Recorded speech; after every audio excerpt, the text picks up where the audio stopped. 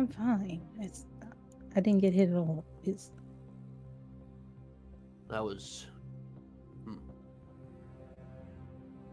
We did everything we could, huh?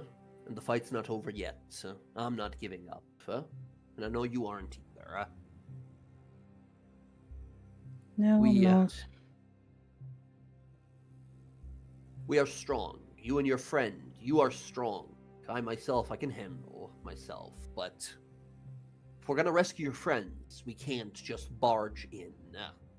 Avernus is not simply a sandbox for us to roll around in. It's a deadly place.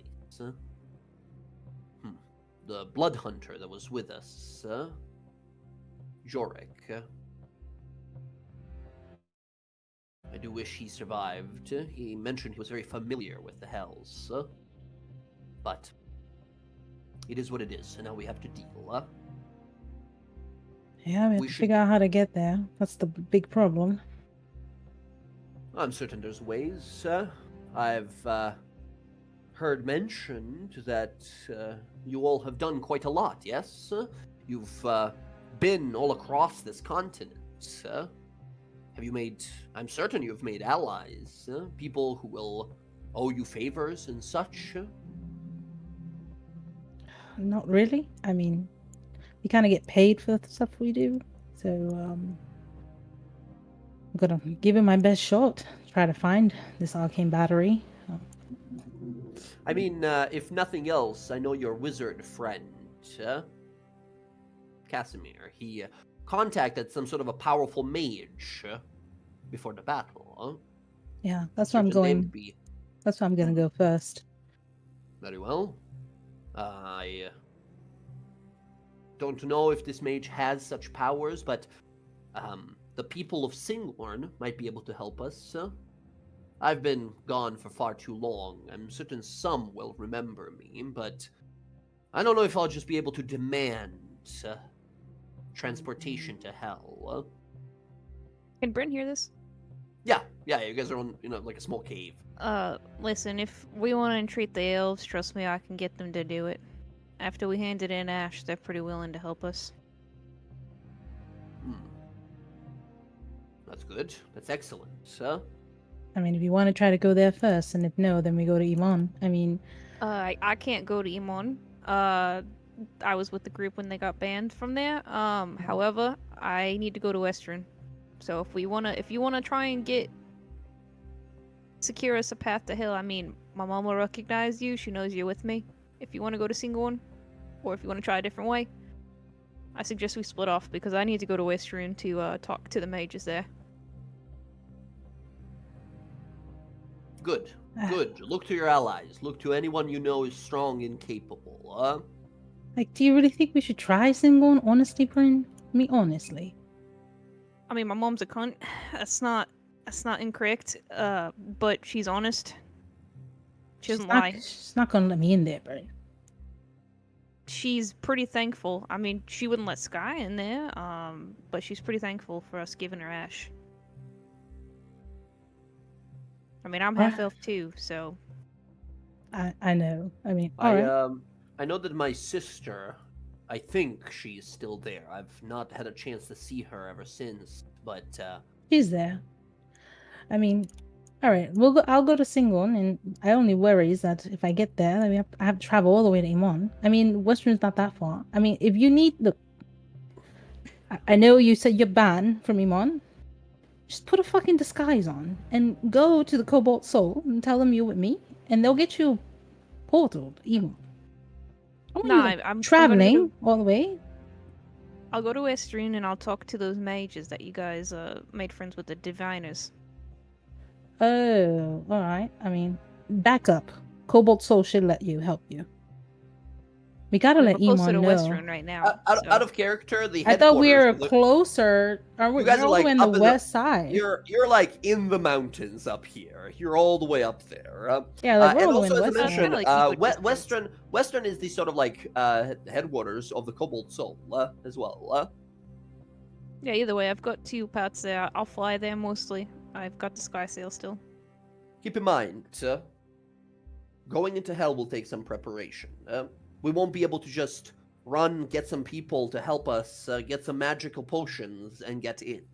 It'll take some preparation. And it seems like war is coming anyway to Fort Daxio. We should act with some haste, of course, but none of us are mages. None of us can just teleport with a flick of a wrist. It'll take time. These are the things that we simply have to deal with. I mean, on my word, if you go to Single and that way he can see his sister, warn my mother, she can confirm with me if she needs to via magic. I'm gonna go to Westruun, do the same thing. We've got our headquarters there too, so it might be good to station there.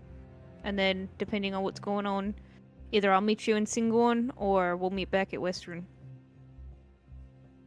All right. Yeah, we Sounds need like to a be, plan. but the problem is we need to be somewhere by the water if we're gonna take the boat. If the elves are helping us, then we're not going with your dad. That's what I'm saying. I wouldn't 100% count on that. I don't know what kind of pull you have in Singorn. My mom's the high priestess. Looks over, says, of which god? Begins with the C. I'm totally blanking out right now. There's two. There is It's the Moonweaver. How the fuck do you not know that? It's your mother. There is two gods in particular that are most important in to the elves. Those being, yes, the Moonweaver as well as the Archheart. Yeah, you know why I Coralon forget? and- Because I don't give a shit. All right, Jonas it's the looks over and Moonweaver. says- It's the Moonweaver. Yeah, Jonas looks over like, that's cold. So complicated, huh? Yeah, I Alright. mean, just because she's a high priestess doesn't mean she's a good person. All right. We split up then. We're gonna head over to Singorn, make our way there as fast as we can, and you head over to Westruun. I'm certain we'll find some ways to communicate in between. Rosalie, are we stopping anywhere else? You mentioned Iman briefly. I think we should stop there and let them know, at least about Fort Daxio, to let them know Right. what's possibly coming, Right. Very and well. then try to. Oh, wait a minute. Let's head to Fort Daxio. yeah. If they get the impression of how dangerous and dire this is, they might even offer us some transportation. Maybe teleportation. Maybe some of their griffin riders will lend us their mounts. Who knows? All right. All right. Let's do this then. He gives a nod over to Bryn, looks to you, Roxy, and gestures like, let's go. And the two of you start, he starts sort of moving on out. The two of you guys are left in this cave. Just the two of you again. After that moment of silence and grief has sort of passed, and now formulation of a plan has begun. Is there any last words, or is it just wordless nods as you split? Look, just be careful, all right? I'll be alright. You guys look after each other. Do you want me to lend you Quip so you're not alone? I've got Bebo. I'm not alone. Yeah, mistress, if I'm with her, I'll be able to communicate with you. That way, you can beam thoughts into my mind No, I without don't want asking you- for my I don't want- permission. It's not only what- it's only 4,000 miles, Quip. I don't think it goes that I far. know. No, it's fine. Think about it. Because I have a magic. I'm a little more useful than I thought I was before. She can tell me that, for example, she needs something, like she wants to hurt me really bad, and then you can de-summon me and summon me next to you instantly, and I'll be able to tell you whatever. It's only one time, but it's something. It's all right. It's all right. It's all right. You come with us. I knew it was a bad plan. It's all right. You come with us. We may need you. Okay. All right. Bebo looks at him and says, yeah, fuck off, loser. He's so mean. You know I what? don't want you, demon. It's fucked up. It's fucked up. What do you mean? I fucking gave it to you in the first place. I didn't want that shit, even when I wasn't what I am now. He's fantastic. You know. He starts crying so much he starts vomiting. She's gonna bend down. I know she Yeah, knows it's she so Bebo great. doesn't understand me. We're gonna go in the ocean, Bebo. I hope you wait for that. Make sure you get your swimsuit ready. I think I'm getting heart palpitations again. Bevo, I'll desummon you if we're in the Okay. ocean. Don't worry. Yeah, yes. I won't subject you to that. Thank you, mighty goddess of the sea. Thank you. That's right. Okay. Who's that Pokemon? Gives like the cutting motion to Quip, like watch yourself. Quip's like, ah. As you guys grab your familiars here, give a look like, all right, let's do this. We split, right? We move across. First, we're gonna go with, let's go with Bryn here first. Bryn, you take the next, funny enough, flying, you travel a lot faster. It takes you a better part of 4 days to arrive into Western. You land, you see the city down below. Everything is fine, everything is normal, but the city always had this, I don't know, cheerfulness to it, excitement to it. You've rescued it from so many troubles before. Well, your party has, I suppose, right? But it seems kind of quiet, for you at least. People's smiles are not as bright. The weather is not as, is sort of like overcast and cloudy. The storm follows. You sort of arrive into Western again after such a long time. Oh man, we haven't seen these tokens in some time. You arrive.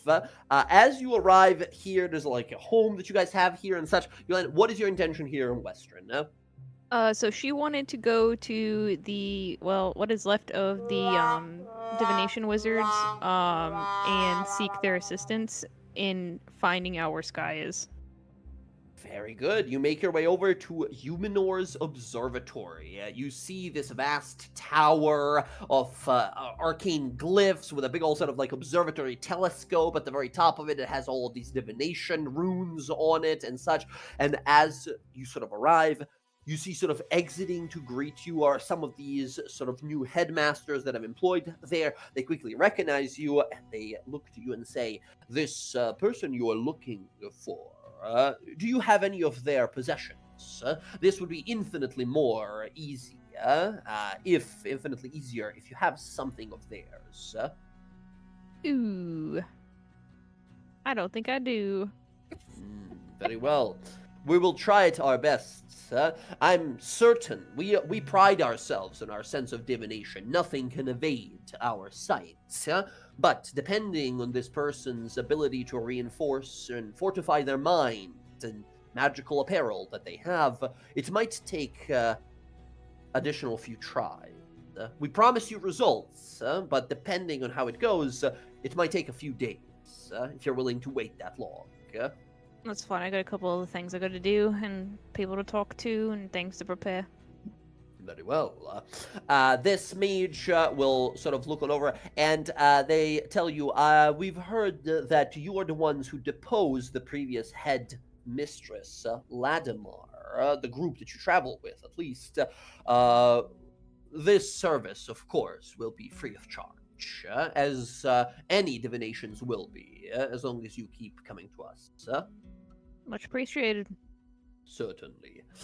This person will go and cast a big old spell, and I need to roll a thing here. So these guys, and we never got to figure this out, and I'm not going to tell you why, but even though we know that Sky has magic of some sort on her that prevents, we realized last time when Casimir tried, that you can't look in at Sky. Apparently, the Whispered One has plans still. These guys have something truly amazing, which can almost bypass even divine protections. Oh my god. Oh shit, hell yeah. Bryn, as you walk out, a person is standing in front of you says, we found her. As you're about to leave the building.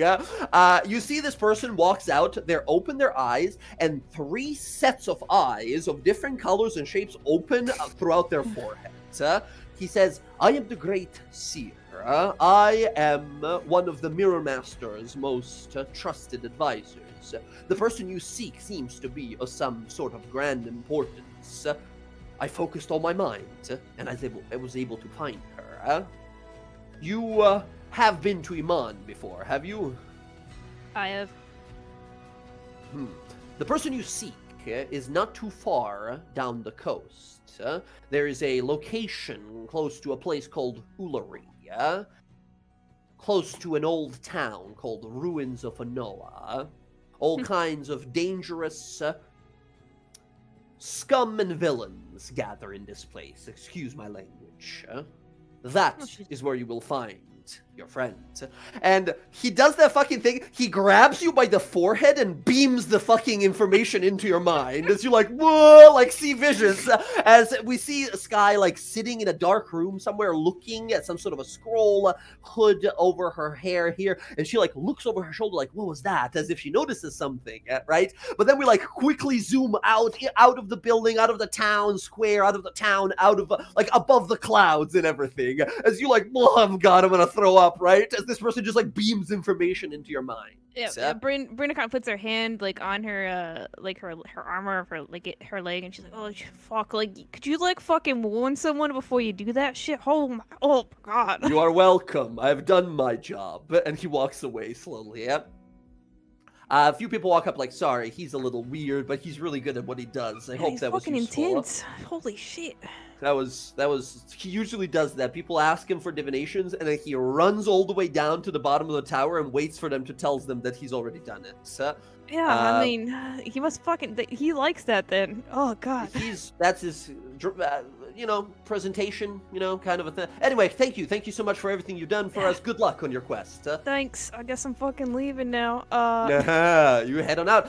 You know that Sky is in Ruins of Anoa, the place where she was originally kidnapped before. Hell yeah. Well, Brienne, before she leaves, she does want to go to, at least like drop off a note, warning the leader of this village, city, of the information that we have as the DawnGuard, that war is coming, like basically just everything that we know. Oh, here to Western. Yeah, absolutely. Yes. That would be the lady that granted you guys the home. That would be the Lord Mayor, Lysandra Kalos, this Goliath woman. Says, great to see you all again. Thank you for this. This is dire news indeed. Well, if I'm certain this information spreads quickly to Iman and they prepare their forces, Western will happily stand with them. The plain shields stand at the ready. All right, very well. I'm departing. I just wanted to give you the news. Of course. Make sure you're prepared. Of course. Farewell then. Oh, yes, I should mention, there was a person looking for you all. It was quite a scene a few weeks ago. Do you all know a cloud giant of some sort? Does he call himself a fucking prince?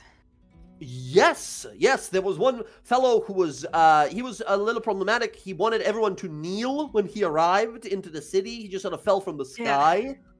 Yeah, I know who he is. Anyway, he was looking for you, and we told him he has to leave under threat of violence because he threw a piece of someone's roof down at the ground because he got upset that we wouldn't kneel. That sounds about right. Which way did he go? I guess I'll fucking deal with this little... Up? Oh, right, well. I'm so sorry, I don't know. He just sort of flew up and disappeared. Fuck, okay. Alright, well, you look like you have more concerning things to deal with right now. War is coming. We will help Iman defend. You know what? Tal'dorei Republic. If he comes back, tell him I've gone to the Ruins of Anoa, and tell him that by the word of Cord to come find me. He'll get it. By the word of Cord, I see. Very well, very well. All right, good luck to you. And by the way, where is the rest of your allies? Where is the heroes party that have saved us so many a times? And Brenna's gonna get very quiet, and like her face is gonna be like very like stonewall. She's just gonna look back over her shield that's on her back. Don't worry about it. And she just leaves. Yeah, you see her sort of joyful sort of expression switches a little bit, and she realizes like, oh God, things are quite dire then. Good luck to you. As you head on out. Anything else here in Western? Nope. She's gonna go to Ruins of Anoa. News begins to spread throughout here that there's a terrible war coming, a terrible battle. Forces of Tiamat, servants of Tiamat, are going to start a war. Everyone starts sort of like preparing. People start being a little scared here. Soldiers begin to gather and are being funneled towards Iman and eventually towards Fort Daxio. As you sort of head further south here, let's jump over to Roxy. Roxy, where's the first stop gonna be? Fort Daxio, on our way there to Iman. Fort Daxio, very good. You head over to Fort Daxio, stop for a bit. You see a lot of people have gathered here. As you guys arrive, you see the military sort of at high attention here. Everyone is running around, preparing for what's going to happen. It seems that that message that you guys sent has been delivered here quickly, and everyone is on high alert. As you arrive, you see one particular individual sort of step out to meet you guys. You see four of these like general types. You quickly gather there's four of these generals that sort of rule here, that sort of oversee the operations. You see a person. There's this like armored human woman landing on a armored griffin. She jumps off her mouth, takes off her like feathered helmet, and walks on over to you and says, "You must be one of the heroes, right? The ones that the Arcanist Allura mentioned might come through here."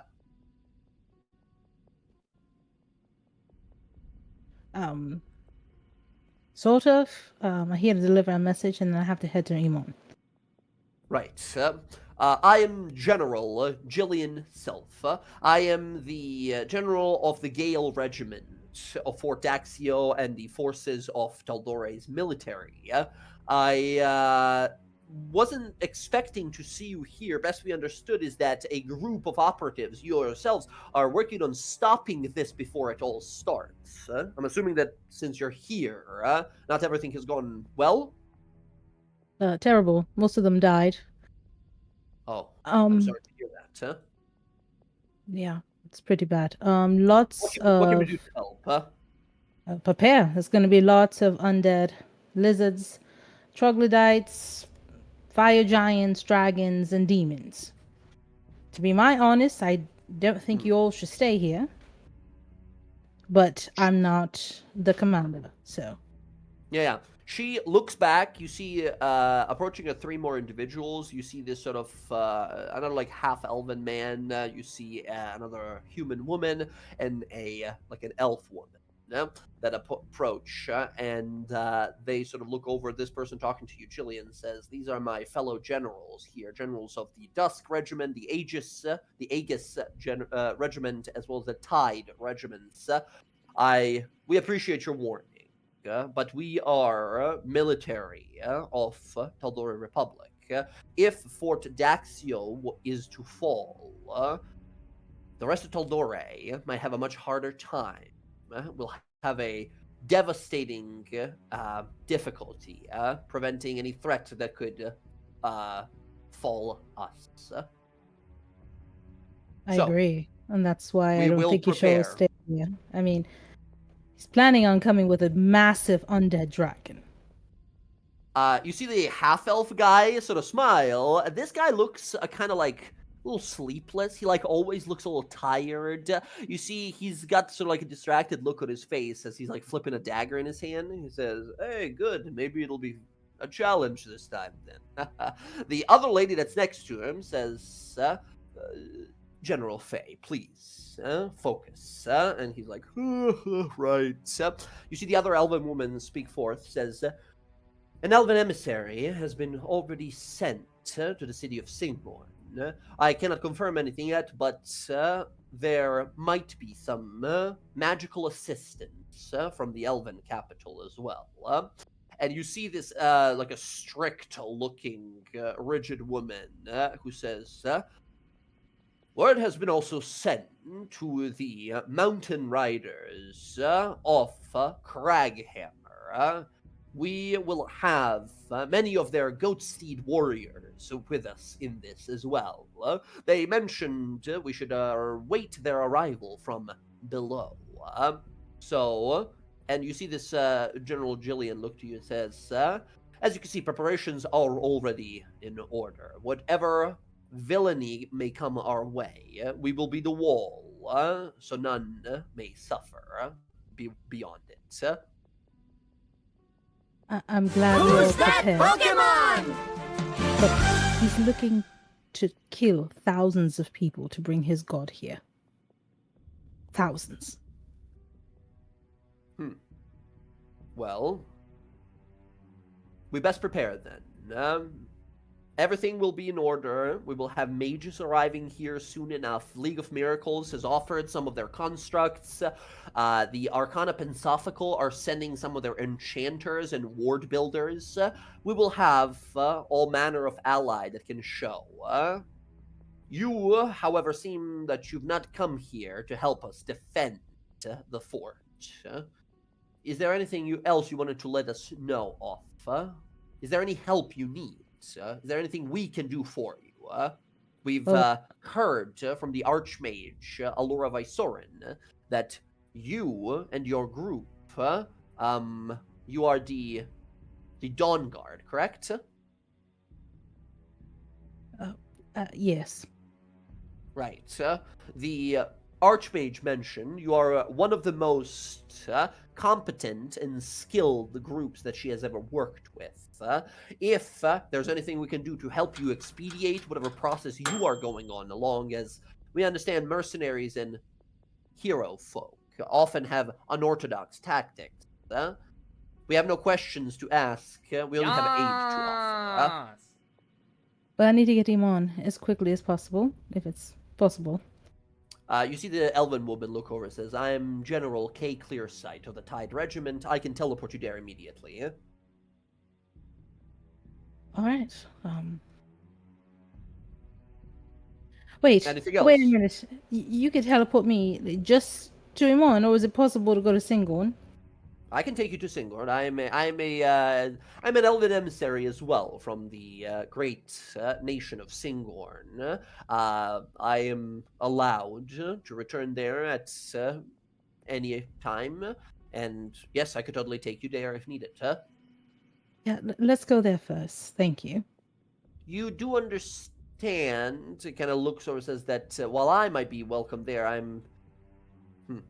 it's fine. He'll be welcome there, and she'll point to Jonas. Yeah, she looks over to him and squints to see, like, should I know him from somewhere? But she doesn't recognize him. Very well. Let us leave then. You see, General, the one that you heard is from the Dusk Regiment. So this is the regiment of the army that are all about spies and scouts.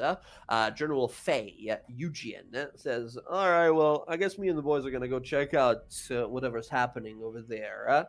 Fellas, you ready? And you see amongst the courtyard here, appearing from like invisibility, are at least like 20 or 30 individuals who just look over and appear before melding into shadow again. Kind of give a nod. As this guy as well, Roxy, of course, you get like a rogue vibe from him as well. As he gives like a smile once again, like, yawns real loud, and then disappears. You see his armor that it has this sort of golden appearance, but the moment he begins to sort of like step back, it fully is engulfed in sort of invisibility as he disappears, as the scouts go to learn more information by the time you return. General K. Clearside says, all right, the runes are ready. We can depart for Singorn immediately. All right, you ready? I should look at Jonas. Jonas got his sort of arms crossed, looking around, says, it's been long, too long, since I've seen Yeah, Singorn. you're gonna have to take your hood down. They have to see you, or they're gonna fucking kill me. Why is that exactly? Because I'm not really welcome there. I don't know if you know, darling, Singorn hates people like me. Because I'm not a pure blood. That's still a thing, huh? Right. Very well. He throws the hood back here. We see the sort of like focus, intensity in his eyes here. As General Clearsight casts her spells, the three of you are teleported instantly to Singorn. Foof! You appear, you hear the sound of elven music playing in the streets as you appear in one of these tall arcane towers. You see some of the elven guards here approach immediately, like, "Halt! You are not allowed." And the general says, "It is all right. I am General K. Clearsight, sent as a emissary to Fort Daxio. We have words with some people in the city here. These people are directly connected to the conflict that is currently ongoing to the very north of Iman." The guards look at each other and kind of nod, like, "All right, approach," right? And you guys enter the city. Again, you're getting side eyes. Being a half elf, you're getting side eyes. But as you're walking on through, General K. Clearsight says, "Will you need anything else from me? I must return to the fort to prepare my spellcaster regiment for defense as well. Is there anything else you will need, like teleportation of any kind?" I mean, we may need to go to Iman, but if you have to go back, at least can you let The Laura... Magi here. I will instruct the Magi here to teleport you, to translocate you to Iman. Can you let Laura know that if it's possible, if she knows anything about an arcane battery as a backup, we may need help, just in case. Arcane battery. Yeah, interesting. We are expecting the Arcanist to show up very soon at Fort Daxio as well. I will have that conversation when she does. All right, thank you so much. Certainly. Best of luck, DawnGuard. And she turns back, casts her teleport. It's just the two of you in the city. Jonas kind of looks over and says, "All right, we're here.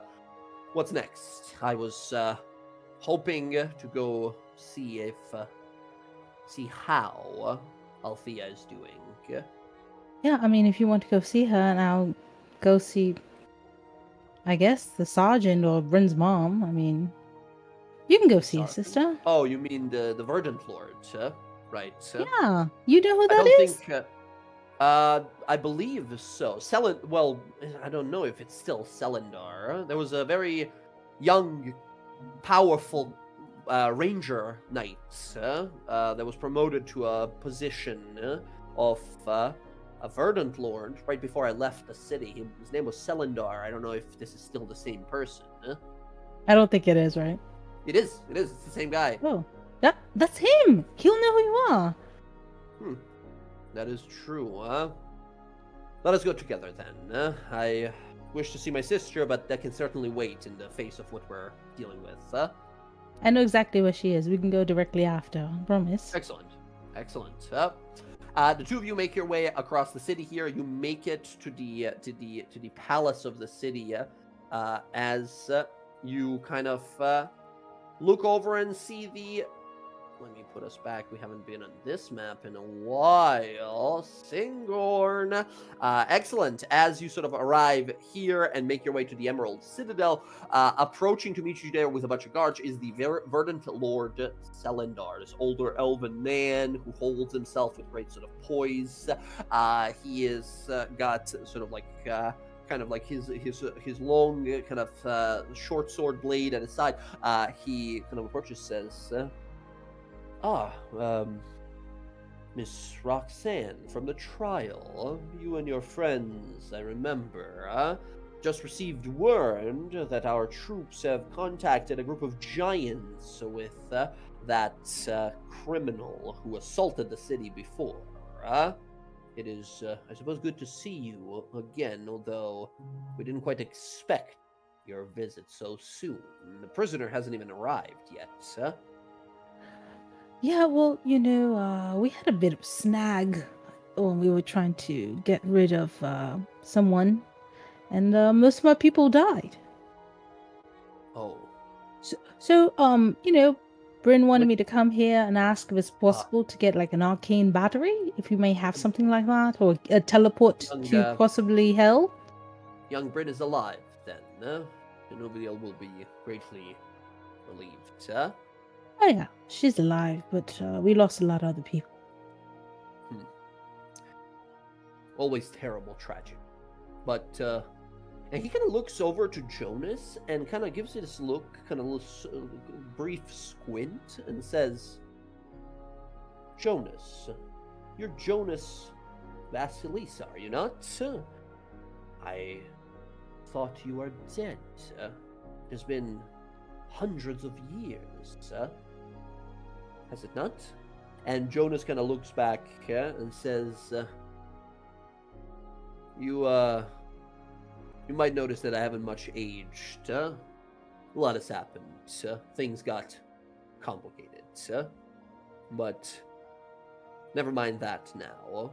I'm here on business. And Selenor kind of nods, looks back to you, and says, very well. Miss, what would you have us do? Well, we really need like a teleport to hell. I know it sounds crazy, but we're gonna go get them back. Yeah, gives you a long look, says, I can speak to some of the magi here, the spell singers. I don't know if we have access to the hells. Feywild, certainly, easily, but the hells are difficult. Let me see. He summons one of the wards, they go talk, you guys are sort of here for the best part of an hour or something like that. He comes on back to tell you, we have means of teleportation to hell, means of plane shifting. The High Warden, Tirelda, is one of the only people who can produce such passageway, as hells are very much so abjured from elven travel. We elves are, unfortunately for your cause here, one of the only few folk of the mortal world, and the immortal world that have especially greater difficulties traveling to hells. Our souls are not meant for the hells. Just really quickly, would we have to like teleport from like in here, like in this place? Or could it be like outside the gates of Singon? Just as curiosity. Does it need to be like exactly in this place? What I'm trying to say is that the only person that can produce such an effect, many of Magi here are capable of it, but are barred from attempting to open gates to hell.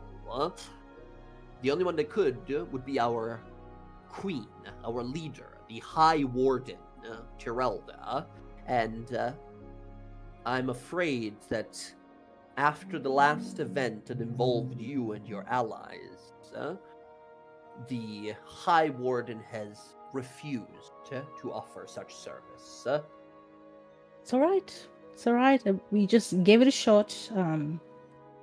Appreciate it as much, and I'm certain if you try, you can speak to the members of the Arcana Pensophical, one of our own, the greatest, most powerful enchanter and mage in all of the lands, Yurek Windseeker, the leader of the Arcana Pensophical. He might be able to aid you instead. All right, thank you very much. I appreciate it, really. And she'll put her arm. All right, darling, let's go see your sister. Very well. The two of you walk away. Selendar sort of turns back as he's sort of going through some preparations. You guys walk on over to the twin temples of the moon and light. As you see, they're currently kind of working, talking to some of the priestesses. There is Althea Vasilisa. She turns and she sees Jonas. Jonas looks at her sort of wide-eyed, in disbelief that she's seeing, that he's sort of like seeing her. She runs over immediately, begins crying, gives him a big hug. He hugs her back and kind of looks at her and says, Althea, you look so young. I know we are elven kin, but you look like you've barely aged at all. And she looks over to you, Roxy, right? And then looks back at him and says, "It's a lot has happened here as well. Thank the moon and stars that you are alive. It is good to see you. We must speak. What has happened? So much time has passed, and I've prayed, and I've done things, and I'm so happy to see that you are. He pauses. Her sort of says, "Another time, perhaps, sister. Me and Rosalie here are on a business, a dangerous one at that." He looks back at you and says, "I think the family reunion might have to wait a little bit here. Rosalie, it doesn't seem like they'll be able to take us to Hells. Should we try this enchanter of Arcana Pensophical, or do you have other plans?" No, I say we try there, and then Who's that backup plan Pokemon? is we steal a battery. A battery. That's plan C. Well, actually, plan D. Do you mind telling me what that is for, or? For my father's ship, his ship can go to hell. Like a Oh. pirate ship. Right. Didn't You may make it to meet my dad. Oh, didn't that's really you, bad. Didn't you and your friends mention that you acquired something akin to a battery of great power or something? Yeah, that's plan E. We can always contact Bryn, and she can go get it. I can't go get it. I will fucking vaporize. It's full of lightning. I wouldn't be able to go Whoa. in there. Okay, I guess it's well protected. All right. We have a couple of plans right now. This was quite a this few plans, plan. yes. Yep, and then we're gonna All go to right. philosophical. Then Let us go to Iman then. Yeah. Yeah, you guys, Althea sort of looks at him, like, we must talk, we must catch up. And she looks to you, Roxy, and sort of pulls you aside at one moment and says, "Have you had a chance to tell him of what I've done?" No, I will. And you see how excited he is to see you? He won't be excited if you're in prison. So we're just gonna, not do that. All right? Right. You're right. Just you're don't right. worry about it. The Okay. bitch who stole it, she is probably on her way to the jail. I should stay clear, probably, then. Stay far away from her. Right, so, very well. Okay, just please. And if it looks like, if it looks starts to look bad, like, oh, she's, a traitor, just get the fuck out. Go to Western. There's a hideout place in my house there, our house. And just hide out there. I've never taken a step outside. Well, you might of have to, the sister. verdant You just might have forest. to. Okay, all right. Okay, I'll figure it out. Thanks. Jonas looks over and says, "Ladies, what's the secret I'll of tell you chat? later. Are we I'll going, tell you or- later. Yeah, we're leaving. We're leaving. All right." And she gives him a big hug, gives you like a kind of like at first like reluctant, like I don't know if we have that kind of relationship yet, and then kind of gives you like a slow hug and says, "Thank you for everything." Yeah. Yeah, Bringing him she'll back, give her a yeah. hug. Yeah. All right, let's go. We gotta go. All right, you guys go Oh, over. actually, a bunch she'll say, can you send a message to Bryn? You remember her, the blue elf lady? Yes, I remember her. Can you tell her that her no go here in Singon? We're going to Emon to see what we can do there, so she's up to date. Please, I Okay, appreciate gotcha. it so much. She starts speaking. Of course, it's Elven, right? You hear in your mind it's like harp music playing. Bryn, as you hear words come. Bryn of the storms, of the clouds, and the lightning above. I have thine message for you Is from she the speaking Elvens. Yeah, she's speaking like Elven. I don't know actually, what like, the fuck "I she's saying. levatore lande lare holehare alla lande." and message ends. You get a message, like someone's saying into your mind. This is happening as you're walking down the street, like, "Whoa, what the?" You're like looking around. Yeah, you hear someone singing into your brain. Bryn answers, I mean, she probably would recognize the voice, but she would Yeah, it'll take you a moment, but for sure. she'll say first in common, I don't speak Elvish, and then second, but I do speak Celestial, and she'll say that in Celestial. So she hears "Ah," as you begin to sing in her mind in Celestial language. She does speak Celestial. She's like, "My bad." Okay, she sends a message in common. Your ally Roxy says that plan is no go in Singorn, and that she will be going to Imon next. Do you wish me to tell her anything? Yeah, I'm going to the ruins of Anoa. Just tell that. So I'll be near Amon. Ruins of Anoa, very well. Okay. She looks back to you, Roxy says, your friend says she's going to some place called Ruins of Anoa. I've heard of this place. It was a field of many battles. Oh fuck, she's going there. That place is real bad. All right, we gotta hurry up, darling, because if she's there, there's a lot of terrible things there. All right, sir. That's just where we fit in, huh? Very good. True, Let's go. but magic gets kind of wonky there. So just an FYI. That's all right. My arrows don't cast spells. And he walks out. As you guys head over to a bunch of mages, these mages cast spells, send you guys to Iman. You guys are in Iman now. You go over quickly. We can sort of montage through here as you meet with, because you're teleporting and moving so fast around, you meet with Allura Visoran before she leaves, right? She's preparing to leave, preparing her spell book and everything. Says, "Oh goodness, I just had a message arrive from the Elven General. I'm so sorry for what has happened to you and your allies." Yeah, it's pretty bad, and so we need to go get them back, if possible, in hell. So we need an arcane battery Arcane battery. or a way to get to hell. We'll take either. I don't know about the way to hell. Only a few arcanists can do that. We do not have a Diabolist or a Malkinvoker amongst the Arcana Pensophical. Jurek Windseeker, he might be able to produce this. Other than that, I do have some arcane batteries, if that could help. Some orbs of spell storing, some spell generating orbs. If that is what you mean. What I know, that's what my dad explained that we would Give me need. an Arcana roll. Ah, fuck, guys. Now's the time to say I really suck at these, and then roll a natural 20. That's like walking into a store and not knowing anything about your TV Yeah, 4. remote. It's a 4. Yeah, Troll this the- is absolutely like walking into a store and knowing not how your TV remote works, and the person is like, "Do you need AAA or AA or quintuple A battery? Like, what kind of batteries do you need?" Right? You're like, batteries. I need batteries, right? With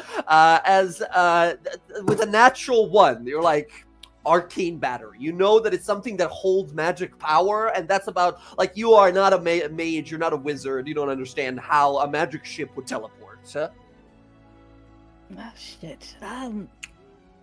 You know what? I'll take whatever you can give me. I don't want to say no because All I don't right. know I don't know what the fuck I'm Before- I'm not a wizard. Before you continue, I must ask, you and your allies had dangerous artifact with you. Casimir, the noble mage he has shared that information with me. He has relied on me in some way, so I must ask. I'm assuming since the rest of your party is not here, they have all passed? Oh no, Bryn's still alive. She's the only one. I see. And what became of those pages?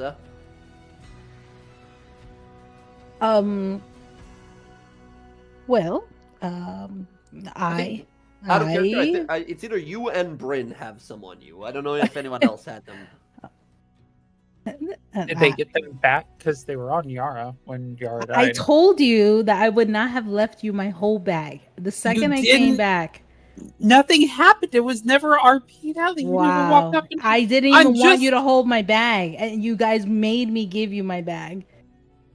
I don't let anyone carry my bag. It's mine. Sure, that's fair. I mean, you guys didn't want. You guys did not want me to take it with me, and I understood that, and that was it. I would never just leave my bag with you. Absolutely not. To not complicate it retroactively here, right?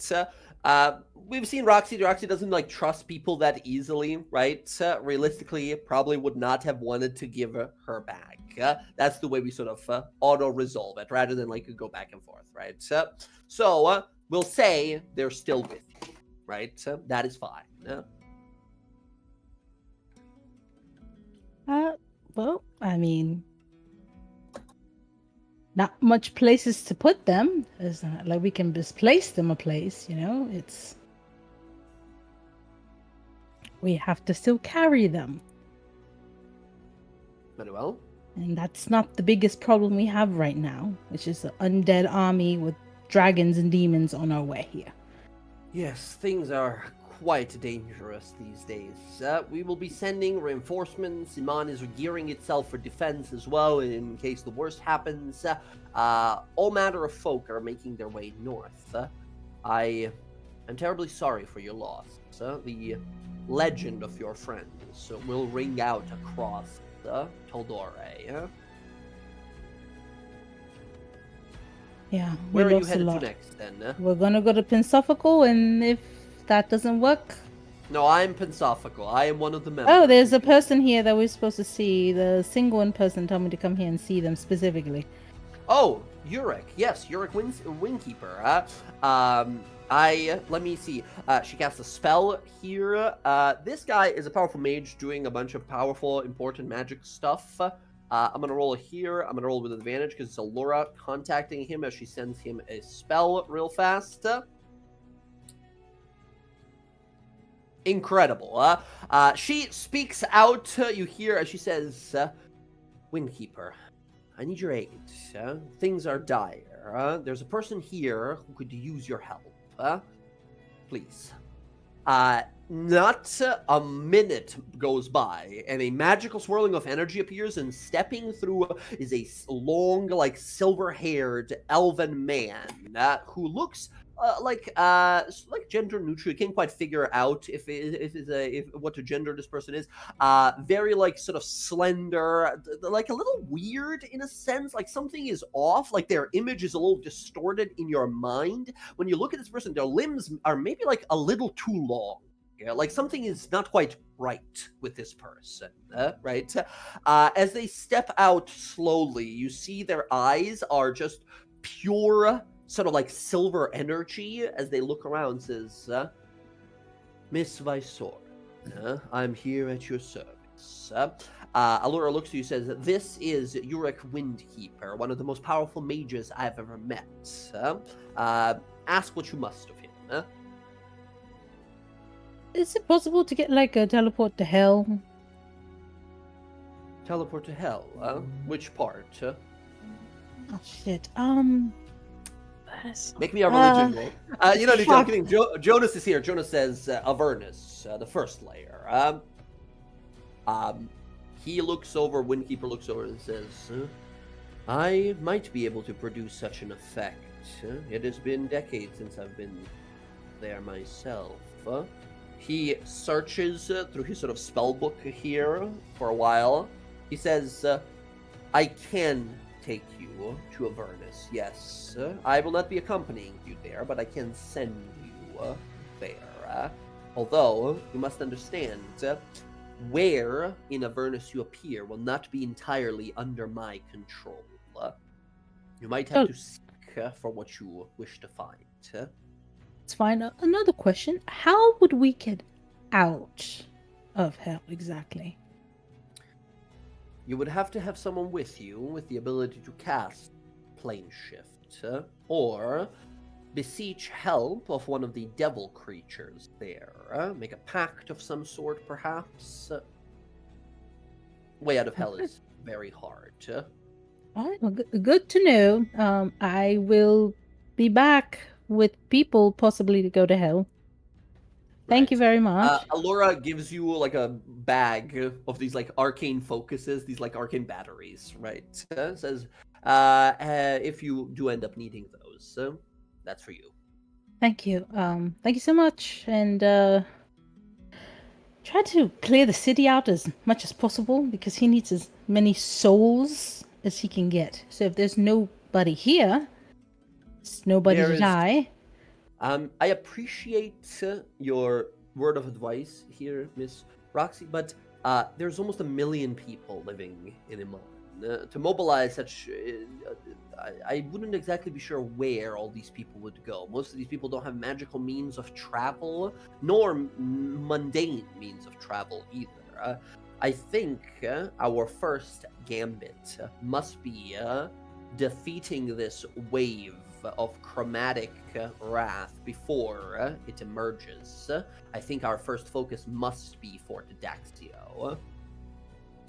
Yeah, you're gonna need a lot there. I mean, hopefully we can get our people back, and then we'll be there in Fort Axio. Very well. We're gonna try our best, and thank you so much. And I'll see you possibly later or tomorrow. I'm not sure. I will be at Fort Daxio already. I will meet you there.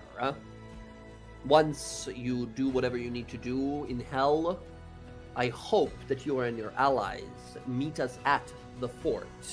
We could use you on those walls. Yeah, we're gonna try our best. I'm gonna try to get them back at least. She sort of smiles at you. She seems like a thoughtful look on your face. I haven't seen that look in a while. The look of adventure. The look of it's another bloody shitty day after another, and there's never a break. Believe me, I'm all too familiar with it. Yeah, it's fucking horrible. Well, if you work long enough and survive, far too long enough, you get to be in a position where you have to decide rather than act. Maybe that could be your future one day. After all, I've heard that the Cobalt Soul has recently acquired quite a skilled new expositor. Yeah, I didn't know they talked to, people here.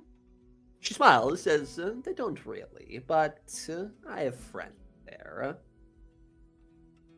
That's great. After all, the Arcana Pensophical has to keep tabs on many different things. Friend and foe. Very true. Did you ever meet Bryn, the blue elf lady? I don't recall. She's gonna turn into Bryn. Oh, I believe we have recently, when you all went down under the city, I believe she was present. If you have spells to be able to send her a message and tell her we're good in Iman, only one-way ticket to hell, just so she understands. Oh, okay, all right, very well. She sends a message. Bryn of DawnGuard, your friend Roxy wants you to know that she has secured a one-way ticket to hell. She's currently in Iman. Do you have anything for her? Nope, thank you. There we go. She responds, says, no further messages from her. Okay, Alright. I think Roxy and Jones she's gonna run around the city getting as much health potions, as much money as she has, because she doesn't have a lot. You walk over to Gilmore's, right? We see Sean Gilmore there and Sherry, his assistant. He welcomes you and says, well, my finest customers, good to see you again. I don't suppose you're in need of another magical set of boots, a cloak, a bag of holding, perhaps. So where is the rest of your troop? Always great spenders.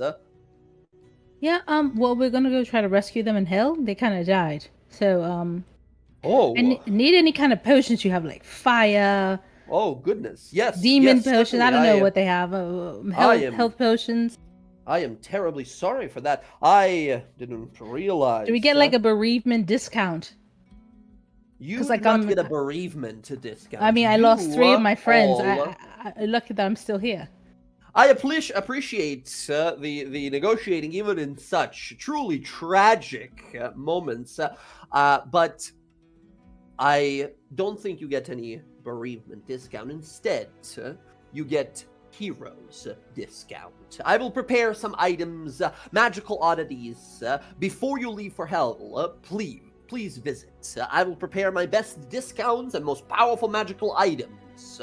I would like to ensure that fine faces of adventurers and heroes who have saved us so many times, whose legend rings from Stillman to Iman, continue to do their best, even from beyond the clutches of 9 hells. It's wonderful. I have a weird question. Of You know- course. I've experienced too many of my friends dying.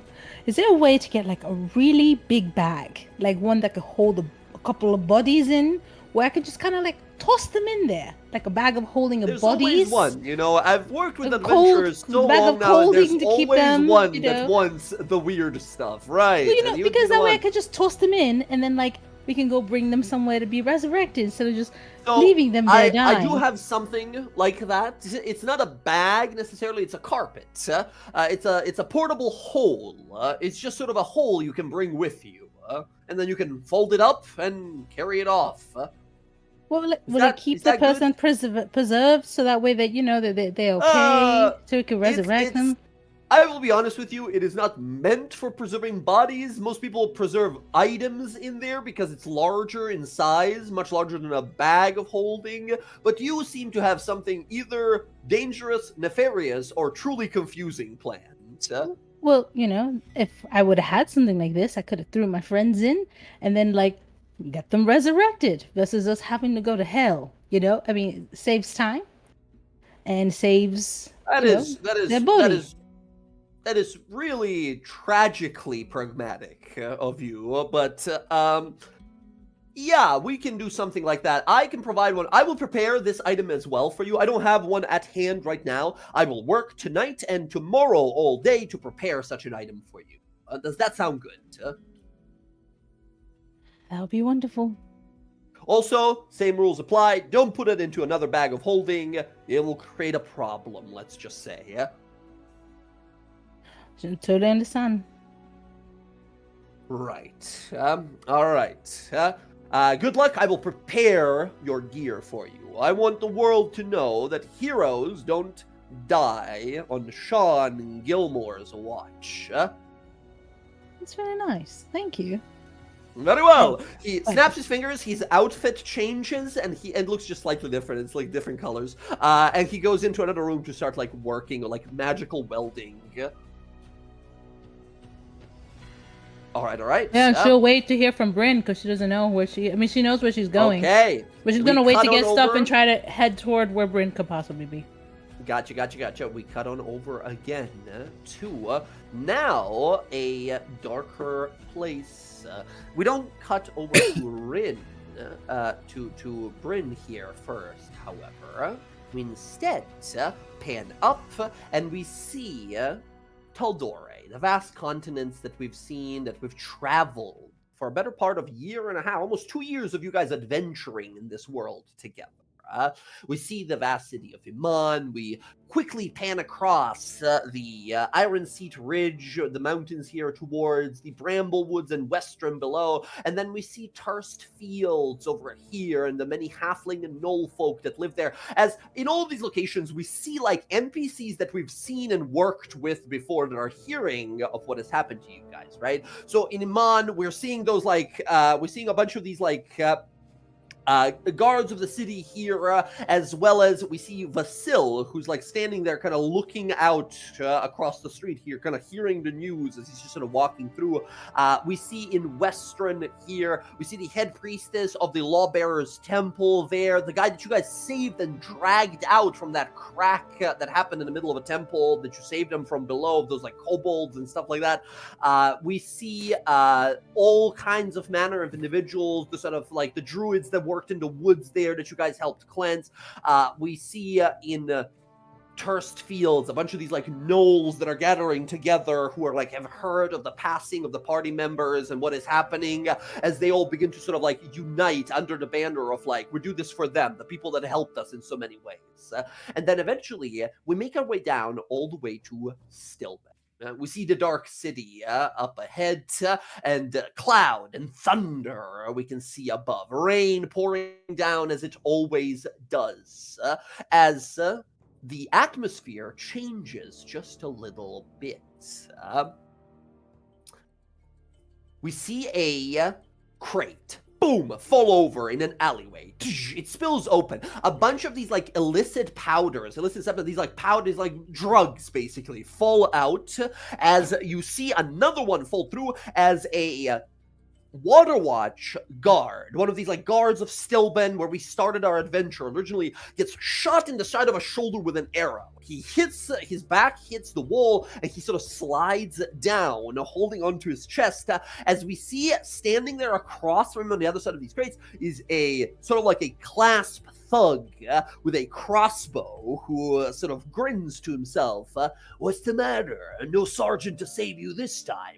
Well, too bad. And as that happens, we hear this galloping sound as this guy turns and is then sort of slammed into by something fast and then thrown into a wall. As his back hits the wall and he sort of slides down in the rain, we see two more like thugs that show up, and we see a person on a mount here as Rav.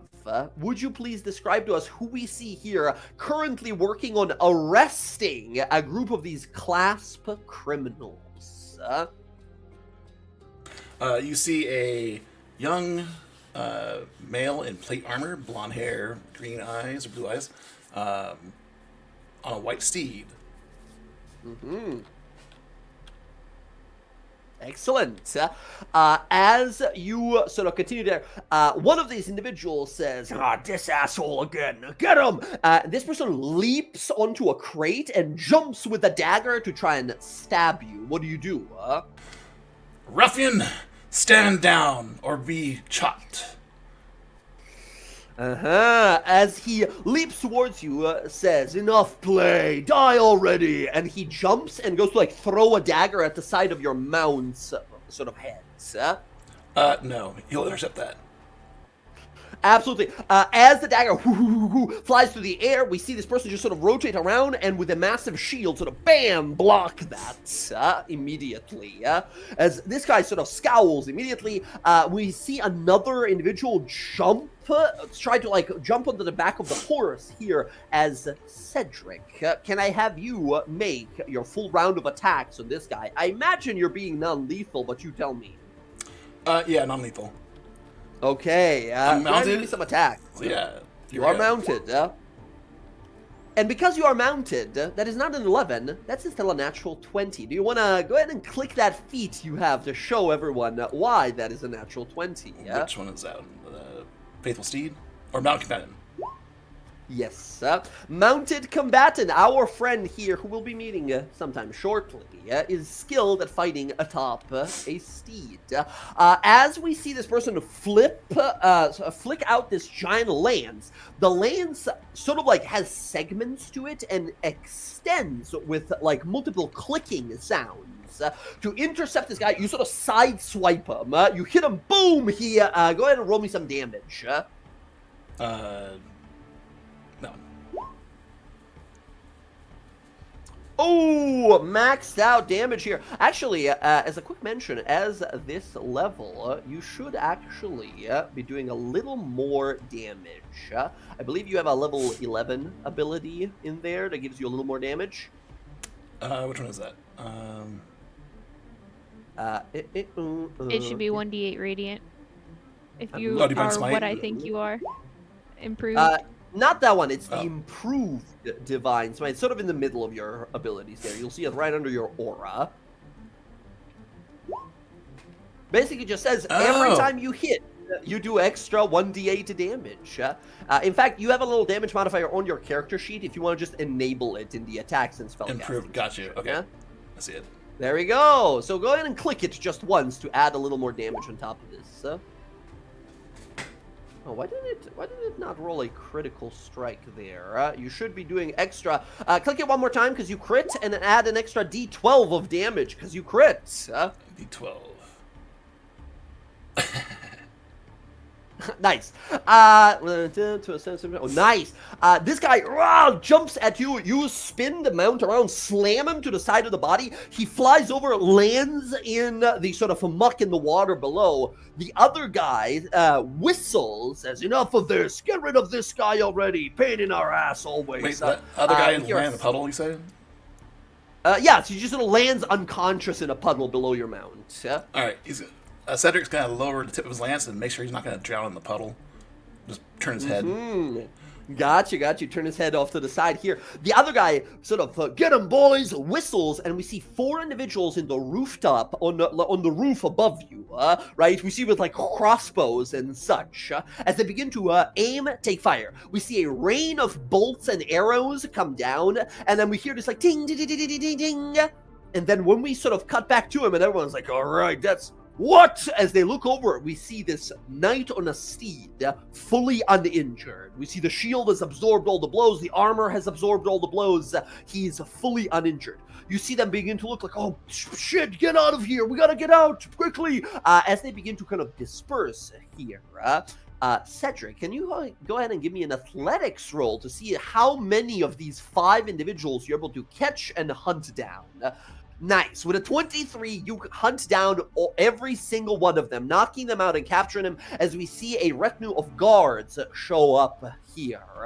As we see a familiar face. We see an old dwarven sergeant, this grumpy dwarven sergeant. Awesome. Arrive, and we see kind of emerging there in the rain is Who's that Pokemon? Captain Bunmer Shallowmire, who looks over and says, another good day of work, Cedric. Really proving yourself. These are, 5, 6 of them? All by yourself. You're outgrowing Stilben. They'll have to get better to defeat the Talons of Justice. That, I suppose. You almost sound like one of these adventuring folk. He sort of grumbles to himself. But your platinum good seems to be on your side still. That's good. Say, Cedric, can I have a moment? I gotta talk to you about something. Absolutely. He pulls you off to the side as you're sort of in the rain. You guys are standing there in the street. You sort of hop off the mount. The captain looks to you, which, Cedric, you are a sergeant now. You are the position he was when the party met him, right? He looks up to you and says, my boy, I've got some, I've got some bad news. You remember those folk, the DawnGuard, the one that helped us here in town, dealt with the terrible beasts. The one that one of them's even saved your life, right? Yes, my friend Casimir. A wizard fellow, yeah? Yes. Right. What do you have to tell me? Your friend and some of the rest of their group, the troop of them, it looks like they've encountered something not even all of their shenanigans and heroics could best. Your fellow Casimir's passed, lost in battle. A few others too. Some survived, the word is, but I don't know for certain. I think at that point you see Cedric's naturally cheery disposition. His face just drops. What? I know. There's, I figured I should mention this to you, as I know you'll be interested, but they were looking into some grand plot and scheme, as they always do, as we've known them to do, and the person that got them, that killed Casimir and the rest of them, was this fellow called Archon. He's a chosen, a paladin, a incredibly powerful warrior of Tiamat. And he sort of looks down to your symbol of Bahamut on your chest. He was the one who did them in. It seems like this fellow is preparing some sort of an all-out attack, like there are talks of war happening.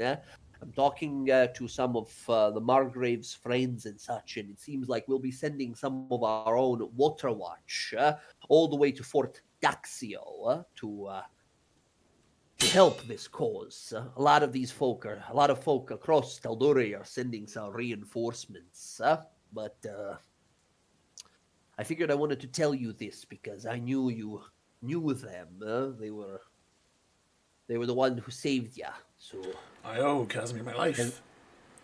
I must And- be able to go with the guard. I must go help defend. I figured you would. I figured you would, especially knowing that this is some sort of machination of Tiamat. I figured you'd be uniquely interested. I just want to say, stay safe out there, Sonny. It's a world where, as annoying as they were, as troublesome and loud as they were, the DawnGuard were a brilliant shining light in this rainy place. And if they can fall, who can't? So just be careful out there. Well, it's on us to carry out their names and remember them. Good lad. That's exactly it. Now I'm getting older, and you're making some serious progress in the city here. One day I could see you being a captain as well. But you gotta come back alive for that. So, head out then. The rest are heading out in a few days. I figured you and your fine steed here might even leave earlier. There was some mentions of these DawnGuard survivors. Which ones? Well, I don't know. They're speaking of the one, the air lady. The air lady, and I don't know. That's Is that the blue one? I think so. I think someone mentioned that told me. I don't remember her name, but the rude one I think survived as well. I don't think I ever met her. Right. Well, maybe you're lucky. In either case, right. So, best bet, I'd head to Imon. Look for them there. If you don't find them there, head to Fort Daxio. We'll meet you there. I might be coming as well. It must be bad then. And Cedric will give a salute. From what I'm hearing, it's pretty bad. Cedric will give a salute and try to find the fastest way possible to Iman. Absolutely. You, upon your steed, begin to ride across the lands, seeking to repay a debt. A long time ago, a hungry, foul troll attacked you, and through the acts of one selfless wizard, you survived. Now, it's time to either right the wrong of his slaying, or do the next best thing, whatever comes first. Cedric rides off. We'll see him soon enough. Next up, we cut to a different space. Now, we hear the sound of water. We hear a crashing wave. And then, a thunder. More some iron and steel screaming rather than the skies above, as a set of cannons. Thum, thum, thum. We see a vessel, a group of pirates, a Jolly Roger sort of skull and crossbones above. As we see this ogre, giant sort of ogre, sort of like ship captain, call out, "Barrage again!" And they continue to fire. And on the other side, we see a ship.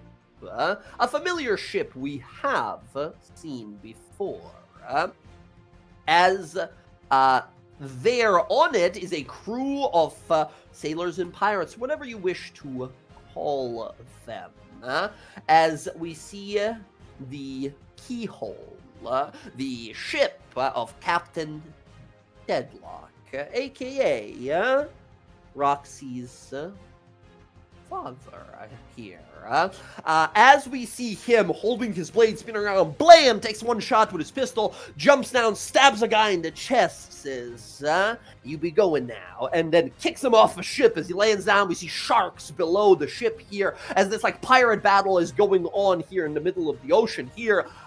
He looks up as we hear this like whirling of a rope sound, and one of the ropes sort of shoots up Jack Sparrow style and flying across the ship to land on the enemy vessel, immediately like surrounded by like 10 dudes who have like sabers and rapiers and such, wearing their like red bandanas, having eye patches, like dirty yellowed and blackened teeth like pirates, right? We see landing there is a somewhat sort of scale-covered individual that we've seen before. It seems that she has taken well to a pirate's life here as Zach. Can you go ahead and please describe who we see as she lands there, sort of like knee first into a chest of one of these pirates? Yeah, you see Anna here, or better known as Anna, Bella's cousin, taken to the pirate life after being shoved out of the teleportation circle by Sky many moons ago. And yeah, you see full-on pirate coats with like a corset with like leather pants, a flintlock on her belt, this badass scimitar with a shield, and like knee-high boots, and she like totally looks like a pirate, but she does have like a little holy symbol of the Isandar Hiroshi around her neck, and has a little bit of like where she came from, but she, being the troublemaker she is enjoying the most of the Seven Seas. As you land there, first of all, can you go ahead and give me a sleight of hand roll? Oh my god. Not the greatest start here with a natural one. You land on this guy as he spits out. You try to subtly remove one of his earrings. It's got a little nice gem to it. Could be worth a decent 100 gold, maybe. You grab, pull. There's a bunch of blood that sprays. Like he goes, as you pull his earring off with the ear still attached. As you're like, ooh, a little too hard. As this guy like, you bitch. As he tries to like slash at you. Get her! As we see this ogre, boom, boom, walk over, says, back call, little snake, die now! And you see, as he points his arm at you, you see that he has sawed off his arm, and where a hook would be, he has, this ogre captain has attached a cannon. He's got a cannon arm.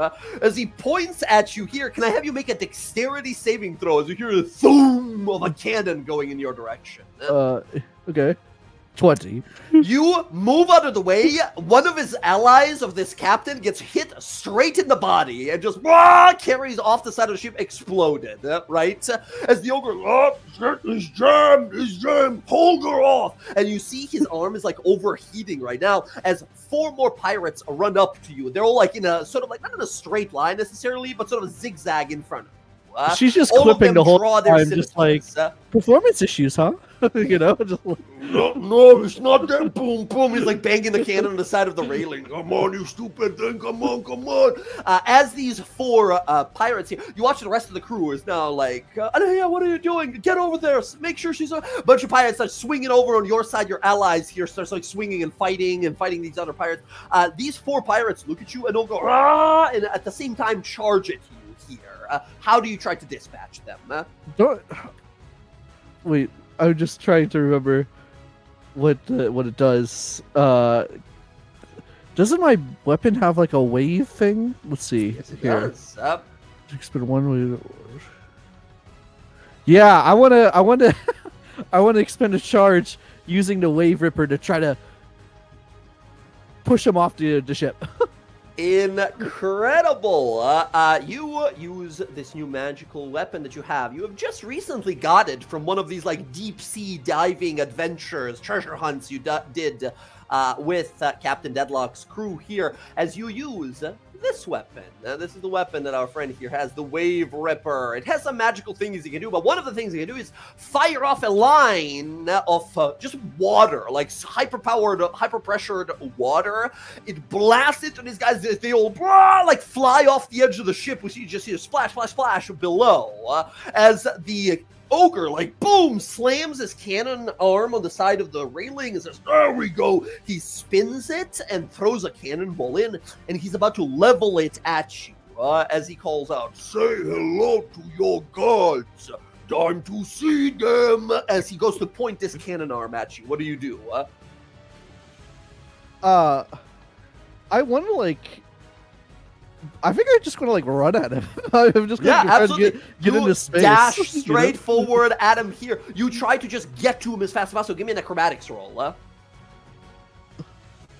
13. Okay, you rush forward. You step onto, I think, the ear of the guy that you ripped off, and like, whoa, like slide forward.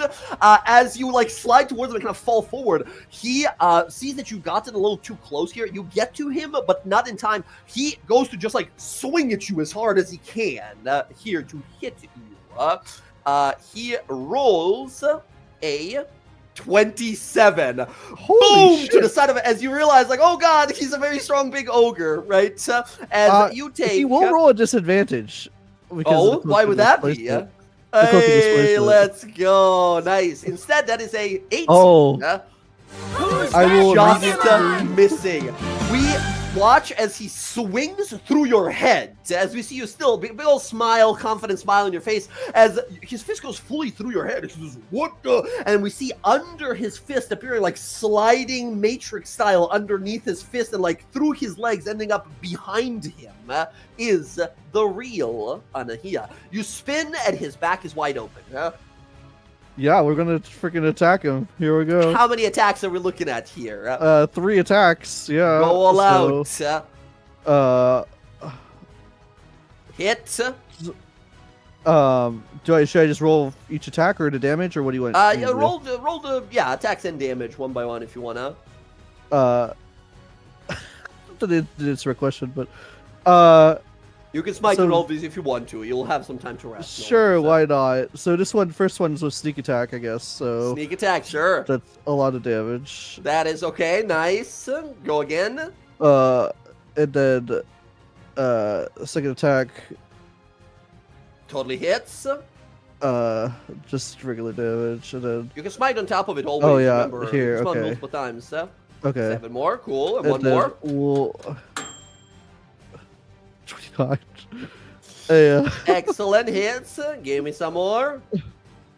There we go, 21.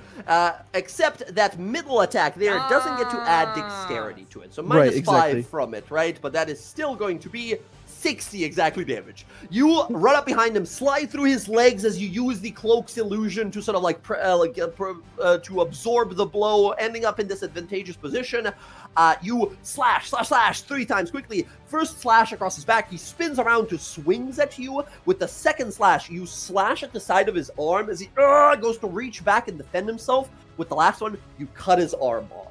The cannon arm spins through the air as we see the cannon like charging up, and as it falls into, he catches his own arm with his second hand with the cannon pointed straight up at his head. He looks down into the cannon's barrel, goes, uh-oh, and then boom, his head and top of his body just detonates. As blood and gore flies across, we see you there just sort of flip your cloak there and your blade in hand, standing on a railing, balancing there. I know, looking at me sometimes can be mind-blowing. As we see some of the pirates like, oh, let's fucking go. Some of the pirates jump over. This fight continues. These pirates are eventually the first mate of the ogre you just killed calls out like, retreat, we're getting the fuck out of here. As they start sort of running, your guys' pirates kill and plunder and take from their loot as much as they can before retreating to your ship here to Captain Deadlock's ship to the keyhole. As you end up over, you see Captain Deadlock walking over to the crew, saying, nicely done, everybody. Nicely done again. They'll think twice before they mess with our crew. As everyone like, yeah, yeah, huzzah, they're sort of celebrating. He looks over and says, and nicely done to our newest member here. She's really taken up to this kind of life. That's good to see, young Miss Anahia. Very good to see. Of course, Captain. I'm happy to be aboard. Certainly, certainly. She's definitely proven her mettle, don't we think so, lads and ladies? And everyone's like, ah, hell yeah. There's some like claps on the backs and everything. Some of them miss because you have a displacement cloak. As you sort of walk on forward, you see Captain Deadlock look over and say, young miss, might I have a word for just a moment with you? Anything, Captain. Well, we got some trouble brewing. Some dastardly things I've been hearing about. those people Terrible looking for you, are things. they on your track? No, they're mostly dead. I've taken years to kill just about anyone who was Oh, that's good. had me on their bad side. But And what that's could it be? not- This is more so pertaining, well, both of us in a strange way. My little girl, as well as your sister of sorts, I suppose, right? It's That Bella. Arabella's girl. Right. I got some bad You have news. news. Oh, Some terrible news. You might want to sit down for this one. He pours you some sort of like whiskey that tastes like you're drinking out of a volcano. It is so bad and it'll get you drunk super fast. Doesn't work on you because you're a snake person. He takes a swig of it, like, kind of grits his teeth, says, right. Well, spit it out, Captain. it seems that your sister and my little girl have ran into some sort of dooming trouble. They ran amok with some fella. The word is Archon the Cruel, some dragon fucker, best I understand. He fucks dragons. Best I understand. That's what I usually think when I hear it. All of these Tiamat folk, scalies in disguise, I tell you. Anyway, in either case, listen, seriously though, some of them apparently died. Some of the members of your sisters and my little girl's traveling party, their adventuring troupe. I don't know who. I just heard it not too long ago. Word on the wind last time we made port. I'll be wanting to look into that. Odds are, one of the two of us, or both of us maybe, might have lost someone real dear to us. There's this look of concern on Anna's face, and rather taking the shot, she takes the bottle. Yeah, good. He just sort of like nods, says, I don't know what to say. Never know what to say in times like these, but I'm just hoping that both of our cherished ones made it out all right. Well, I don't know, though. can we help them? Well, maybe. I don't know. I'm first of all hoping to find him. I had the Tide Sage there. She's one of the party members. The Tide Sage, which is like a water Ashari person. You guys have like a water Ashari person here on the ship as like a pirate with us. It says she's been trying to commune with the gods of the sea or the wind or whatever it is divine folk do. They said they have a good feeling about ruins of Anoa, that they think that they might be making their way there for one reason or another. I don't know why, but Can we I set sail on the figured- double? yes, we do. I'm eager to find out. If anything happens to Bella, I mean, our I know. people. She's our queen. I know. My little girl. I hope she's doing well. It's too late for me now to be a father. I've lost that chance and opportunity when I turned to dispatching those who would have endangered my family rather than be with my family. But I'd still do anything to make sure she's all right. Well, So? if it's anything, Captain, you have treated me well as one of your own and shown me the ropes of the sea. I appreciate it, and You're I very. think- That's a very generous statement, seeing that the second day you were here, we were immediately attacked by a sea dragon. But I see that's the kind of life you sort of secretly wanted for yourself. So I'm glad you You fit know- in so well. Here's the thing: is being on that island. I had the great chaos myself, but here on the sea, Right. there's just shit that happens. There's always you something. know, There's always, always something. That's something. right. That's right. Hey, I will say, little Missy, you got yourself a real shot at being a proper pirate lord. I think so, really do. I've done my fair share of meeting the nasty and the nice across the oceans. You got that spunk, that charisma, that sense of unpredictability that would make a great pirate. Well, I'm I just saying. appreciate it, Captain. Well, If I could be half the pirate you are, I would be happy. right. You trust me, kiddo. You don't want that. It's a long, lonely journey. Well, either case, let's make port at Ruins of Noah. If you thought those guys were scum, wait till we get there. Yes, As, Captain. On the double. He looks over, calls out some command, says, "All right, everybody, we're heading our way out. Oh, Noah, Ruins of Noah, we go again." You hear one of the sailors, a person says, "Captain, are we dropping off what we purchased from these fellas?" He gestures to a bunch of jewelry that have stolen. One guy's flicking the ear around and tosses you the ear with the earring on it that you ripped off a guy. Says, "I guess we could. Best prices around when no guards watching." And everyone's like, "Yeah, let's go get rich." As I always Mhm. wanted someone to lend me an ear. That's great. Also gross. Please wash your hands before you're done.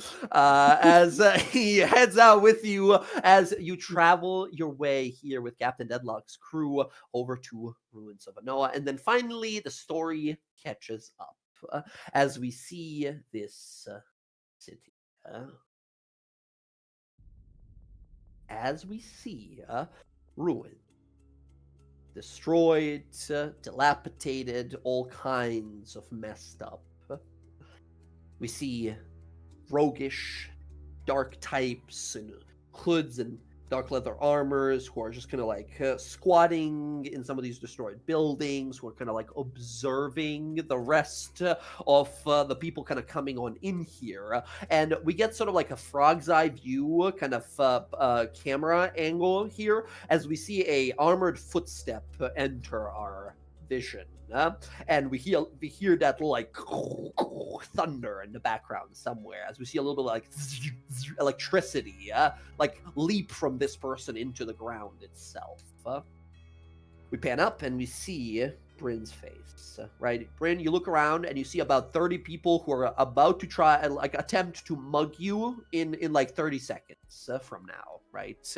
You see a bunch of people who are already standing up from their little positions, about to start doing well, what do we have here type of thing, right? You realize, having entered this crime city, basically, this crime hole, they're gonna try and rob you immediate. You look around, you take one look at these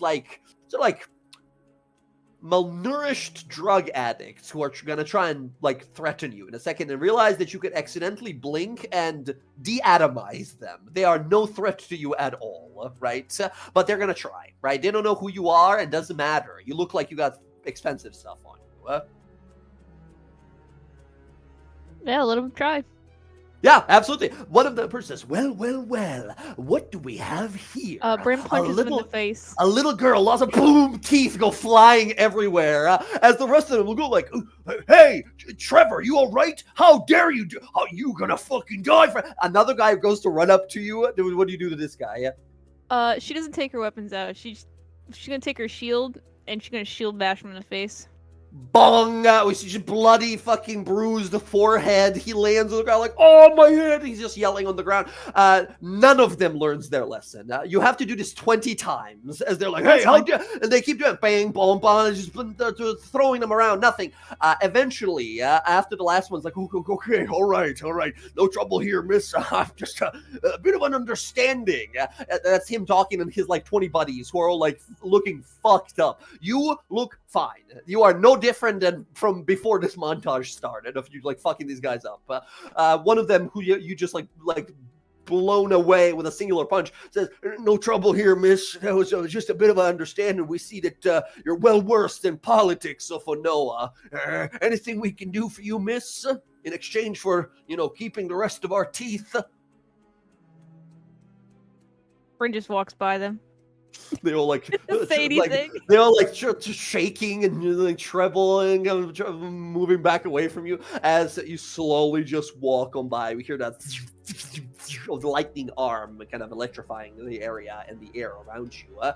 You walk on into this den of crime. You see at the corners of these buildings there are sued vendors, these like people selling these like highly illegal drugs. You see these sort of deposed nobilities hiding out here, all kinds of like like blacklisted like mercenaries who can't really work anywhere else, that are like too dangerous, nobody likes them type of thing. You see a few individuals with crossed out and like they try to scratch out their symbols of class, but the criminal organization, people have been like exiled or kicked out or ran away from class but are hiding out here. Like this is a den of thieves and criminals. Right, as you kind of look on around, how are you going to go about this search? Like, from the vision where to go looking, but I think as you approach, I think this place that you approach is just one of these like quaint small homes. Who's that Pokemon? There is a person standing near it, and as you're kind of walking, this person says, miss, you're not gonna want to head on in there. You see this sort of like addict halfling fellow. He's got like all of it, most of his teeth falling out, kind of curly, falling out hair. He says, "There's a person in there. She's real nasty. She gave some of the fellas here some burns they're not gonna forget. You best get the hell out." She got a red cloak and white hair. I don't know, I'm colorblind. Oh. He walks away. As you look over like, that was weird. All right. All right, As then. you look at this building, like we go back to like intense look in your eyes. Look at the building like, that was weird. All right, let's keep going. As you step on up here, you don't see any markings. The door is like the handle is broken. The door is slightly ajar. As you approach, sorry, I just looked at your passive perception. Oh my It is God, not good no the more. difference. Hey, I will Bryn say, perceived a lot of things. I will say, if you wanted to use wisdom instead of charisma, still, that is totally fine by me. Yeah? I was gonna ask because she would. I was gonna ask if I could use divine sense. Yeah, for sure. Absolutely you can. Divine sense. You unleash a divine sense. Beyond this door, about 15 feet inside of this house, you sense no creatures of any of these types, nor do you detect fucking Strahd von Zarovich that's listed in there. But you do detect a powerful necrotic undead energy. It is coming from a small item of some sort. Although its power has all but waned and disappeared. Instead, you can sense that this shadowy energy has enveloped a creature, a humanoid of some sort. And sure enough, as you peek through the door and slowly go to open it, inside there, currently sitting at a table, almost feverishly like reading through the contents of this strange scroll, the very same one that contained Sky's power, the very same one she took in the night and disappeared, you see there, sort of huddled over it, looking at it eyes wide, locked under text currently, is your old friend. You see there a person that you started your journey with, a person that you've lost once and managed to save and bring back even, a person who's gone through a lot. And it seems now that she has what she's been seeking for this whole time. She's almost, I don't know, too invested. As you see her sort of eyes wide scanning over the text here. You look around, you don't see the other two. All right, if she says she doesn't see the other two, she's gonna walk right up. Make a perception roll. Me? Yeah. Oh, okay. Okay, make a Constitution saving throw. I'll explain what happens in a second. I get +5 to this because I'm a paladin. It should be added automatically. Hell Is it yeah. not? Nice, it is. Okay, that is a 26. You step forward. Your mind is now focused on more singular things of importance. Vengeance. Therefore, your previous perception is disregarded as you step onto a rune, a glyph of warding placed at the base of the door, and an ice spell erupts from it, a paralyzing effect that would have encased you fully in ice. And as this spell erupts, Sky, you hear it, you turn around, and you see this ice spell fully freeze Bryn before you see her eyes begin to crackle with lightning. The ice begins to crack, and boom, she breaks her way out of the ice as it falls away at her sides. Sky, you see the person who tried to keep what is yours from you, who tried to steal what is yours from you. In that moment, like a I don't know, like a flicker of I don't know, light is just that fast. She's up, and there is a distinct metallic click as from her side, her gun comes up, hammer drawn back, and as it rotates over, these runes that have been very meticulously carved into it light up, and this arcane light starts to dance around it as the barrel heats up. Fuck you doing here? No, we're not fucking doing this today. I didn't come here to start a fight, but if you want to fight, we can fucking throw down. I'm not really in the mood, Sky.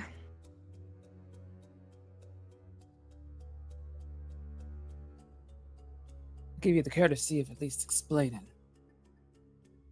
Yeah, give me a second. And she's gonna cast Zone of Truth.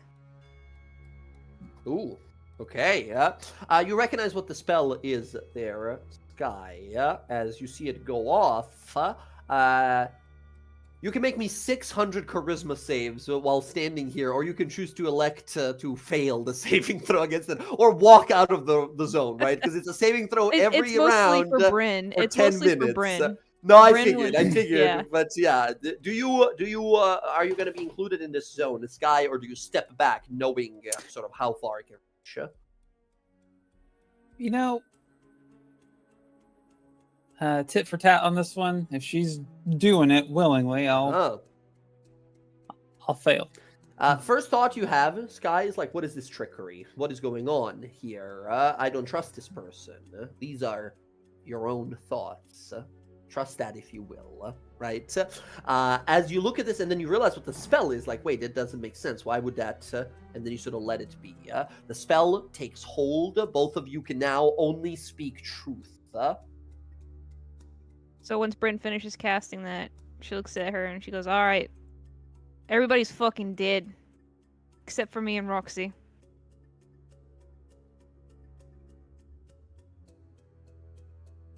I think when you hear that, Sky, the moment of caution and being hyper alert and worried about what's going to happen here in a second, I think instead the moment, I mean, Bryn says it sort of passe and a little bit like almost casually, right? Just sort of gets it out of the way. You, however, Sky, and this would totally be our like if you were a TV show, this would be our like recap episode, right? Where we see all of our adventures recapped as you are hit with a set of memories of everything you've gone through with these people, right? And there is a weird feeling of I shouldn't trust it, but something within you, something that is truly yours, begins to hurt. And there's a little nugget of pain, like someone pushing a needle into your heart, that feels disarming. I think maybe not of your own will, but your like trigger finger begins to kind of like quiver a little bit and kind of like lets loose. Yeah. She's like sitting there going through that and then lets the hammer down and lowers it.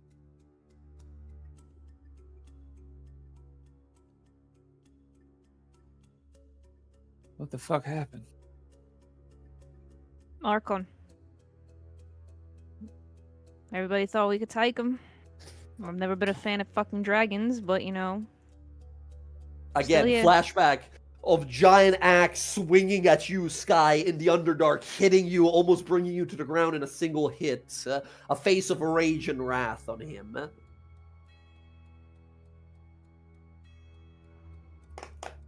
Look, I came to find you because we're going to Avernus to go. I'm going to Avernus with Roxy to go find him. Now, can't fucking kill him by myself. But my dad's probably down there, and we can need all the help that we can get. And I figured, reach out to you if you weren't fucking insane from taking the page like I told you not to. But here we are.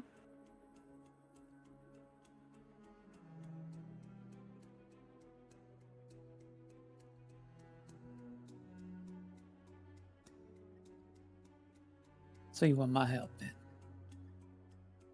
No, I just came over here to, get probably fucking shot by you for no reason. That's why I'm here.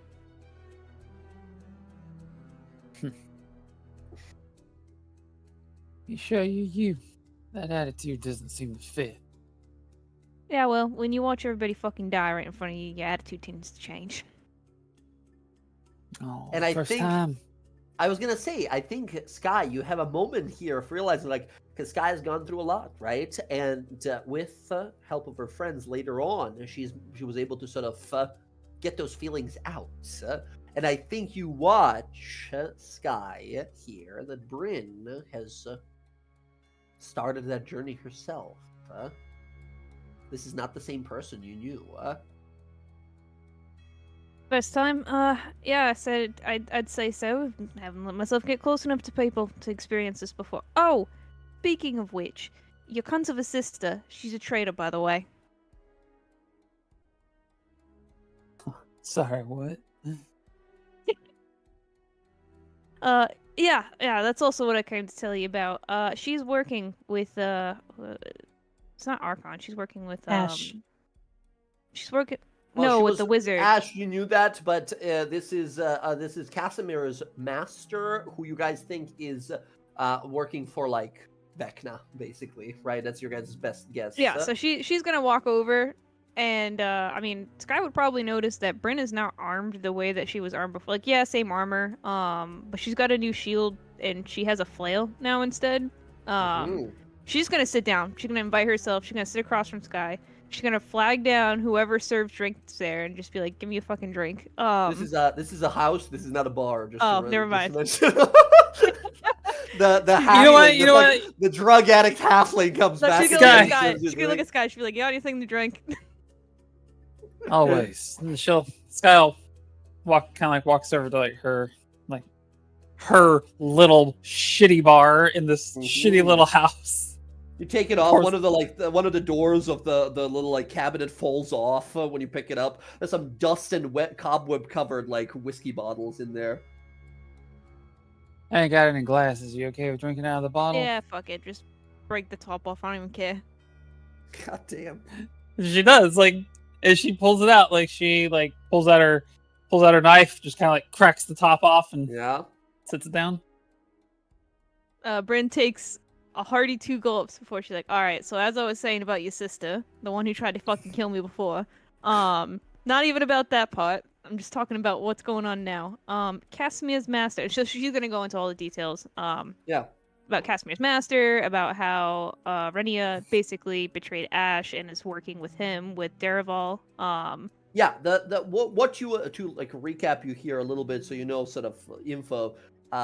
What your guys' guess is so far, because it's been a little bit since we talked about it, is you guys at this point I think believe that yes, Ash was sent to interact with the Red Path by the Archmage Zektoron, who's working for Vecna. Ash worked with some of them, and it seems that in your like this is what Bryn would believe, that Arenia went over Ash's head and took over the sort of operation instead after Ash like fucking died to you guys like 3 times back to back, right? She like took the reins of whatever is happening and is now along with this plan. And then of course there was the teleporter guy as well from the Red Path that you guys originally all believed, Derival, that was like the betrayer, the traitor, right? But then you learned it's already as well. So yeah, I came to tell you that because you know like. Sorry to interrupt here. When that happens, Sky, give me a wisdom save.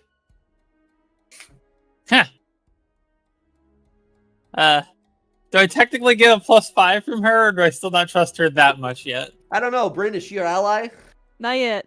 Okay, no +5. Oh no!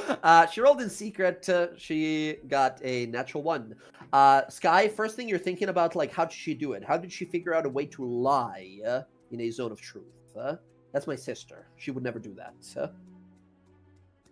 Get a log. Who's that Pokemon? Spell. Bryn takes another sip, and then she puts it down, and she just like looks up at Sky with like the most unimpressed look on her face. Look, I could lie pretty fucking well. I didn't come here to lie to you because I knew you'd fucking shoot me. I figured you'd want to come with us because Casimir died. That's why I'm here.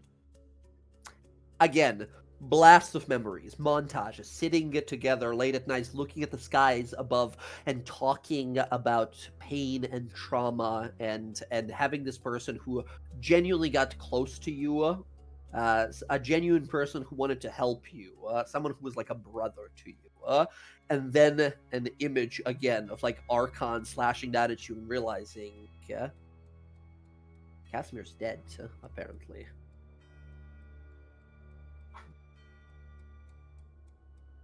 And I think, Sky, you're just having a very hard time understanding, because you're like, she's lying. She has to be lying. That's impossible. Or anyone.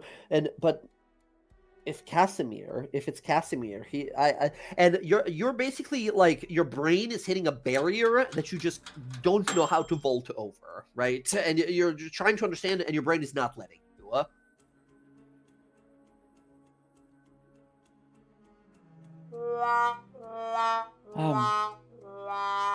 Struggling to pick out what is true here and what is not. Bryn just like looks around at like the fucking magic she's casting around, and she's like, fucking what? Look, I came all this way to find you. If I really wanted to get a drop on you, trust me, I wouldn't be talking to you.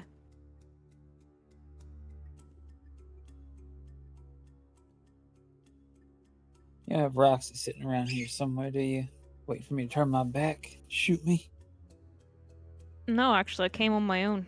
I mean, you wanted to shoot me, you can. Can't tell you it's gonna turn out well for you.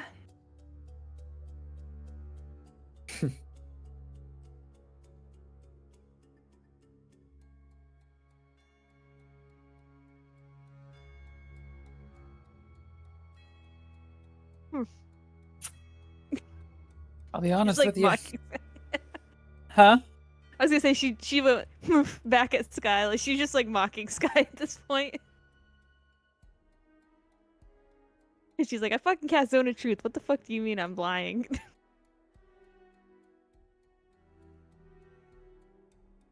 I don't know what to tell you. I feel for him if that is the case.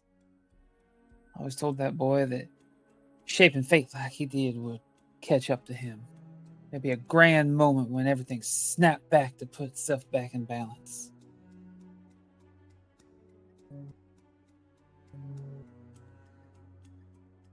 Then you sit there and you lie to me about my sister. Bryn, you're not as, perhaps as wisely composed and calm as you maybe once was. But this is more than enough for you to realize, like, what is going on? Like, she should know that I'm speaking the truth here. Why is she unable to understand it? And the moment that happens, Bryn, you realize you've done this before. A sense of deja vu, right? As you realize, like, this is what Ash did to the members of the Red Path. And then, click, that comes into place as well. As you realize, like, Ash never did that to the members of the Red Path. Arenia did. She thinks right now something that is not true. She believes something that is not true. Her memory was forged. Her psyche was altered. Last time you fixed it was a dispel magic that blew someone's brains, right? Fuck.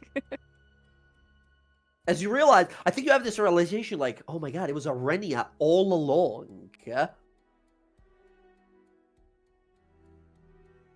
Fucking hell. Ugh. Alright. You mind if I like come back tomorrow and try this shit again? I will say you've been traveling for days, man. You can totally have whatever spells you think you would need to have prepared. I don't know what you got, but... Oh, fuck, hold on. I mean, I could try dispelling smiting her. Oh my god. What level is that? That's a dispelling punch. This is for your own good. Blam! Jesus. The hell is dispelling smite? What level is that? It's I mean, hey, I will say you have whatever spells you have at your disposal. This is happening right now. You look at her, and I think in that moment you realize, like, why is she understanding? Oh, okay. All right. I see what's happening. She's gonna look at Sky and she's gonna be like, alright, listen. I'm not sorry, but I'm sorry about this. And she's gonna fucking punch her with dispelling smite. Okay, I need you both to roll initiative, please. Shit. You see her wind up a punch, and crackling thunder energy begins to appear around it. Oh, she's gonna be faster than me, but that's okay. Oh, yeah. Sky, she looks like she's about to attack you here. You can give me a quick Arcana roll as you look at the spell that is forming around her fist to see if you can realize what she's trying to do. 17? What's the level of the spell, Bryn? 3. 3. Okay, you realize what the spell is. You realize this is some sort of a dispel magic placed within, well, violence. It's a violent dispel magic coming your way. You, in your mind currently, are going over the thoughts of, like, Casimir is dead. He has been taken away. Fate caught up to him. She's lying to you. Like, how is she lying to you in this dispel magic? And your mind, like, once again, you're like, I'm 100% certain she's lying, and I'm 100% certain she cannot lie, and you're just having, like, an aneurysm over it, right? You, like, can't figure it out, right? That said, you see what she's trying to do. You realize that she's trying to do some sort of a dispelling punch or blast or something, It is totally up to you. Do you go to violence, or do you find it in even this, like, paranoid moment, you find it in yourself to trust and let her do it? Because you are equally confused that she's telling truth and lying at the same time.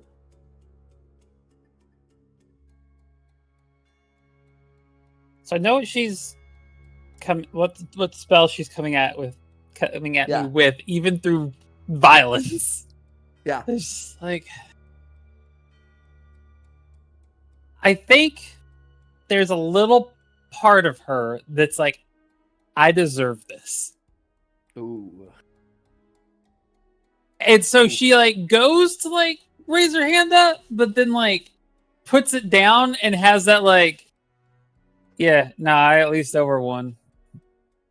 So it's like, Okay. yeah, get your shot. We'll say the attack then automatically hits. I still need you to roll damage because this is a spell Yeah. that fucking hits her, and it's not 14 damage plus you take 1 plus her strength of bludgeoning. Bryn, you have strength. How much? I have. What's your modifier? Hold on. Where is it? I want to say 4 or 5. Plus 3. Plus 3. Okay, gotcha. So 4 damage plus 14 force from the Dispelling Smite. You take 18 points of damage total, and as that impacts, a concussive explosion of abjuration goes from her fist outwards like a thunder wave, and as it does, Sky, I need another Wisdom saving throw. I'll give you advantage here because you just got smitten. Smited? 21. 21! Incredible. As this happens, the Dispel magic takes hold here. Guy, there are no false memories in your mind. You don't all of a sudden remember something you missed or anything like that. Nothing like that was done to you. However, you instantly lose that part of your mind that is telling you these are not my friends. Do not trust them. I don't like them. They tried to... All of that alien, like other, the thoughts that were not your own, that were never your own, are banished from your mind as you feel a cold chill down your spine. Ice magic. Very much something that you know is Arenia's speciality. And I think the realization of that your sister, someone you've grown up with, someone you've spent decades side by side with, training together, laughing together, sleeping in the same room for years. The thought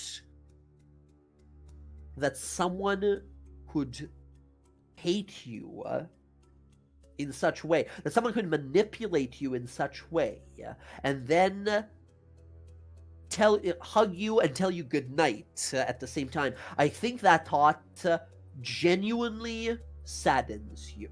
You feel this deep sense of loss of a relationship that you've never had with someone that was seemingly perhaps one-sided. Like, you don't know what Arenia's story is here, but you know that you were mentally, like, tempered with, like, magically tempered with.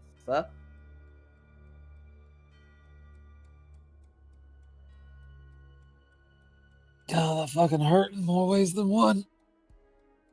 Yeah, you fucking deserve that shit. Yep. Oh my god, I think he knocked out my tooth. I am telling the And- fucking truth, you know that, right? Can you say it one more time? I said I'm telling the fucking truth. Not you know that part, right? you idiot. Say the other fucking part. Sorry, I lost a few brain cells when everyone died. Anyways, yeah, your sister's a bitch, and she has been the one pulling the strings this entire time. Fuck. Now, I mean, Sky, you feel saddened by this, but then again, like, this is what she's saying, this is what she believes, and she thinks is truth. Doesn't necessarily mean it's universal truth, right?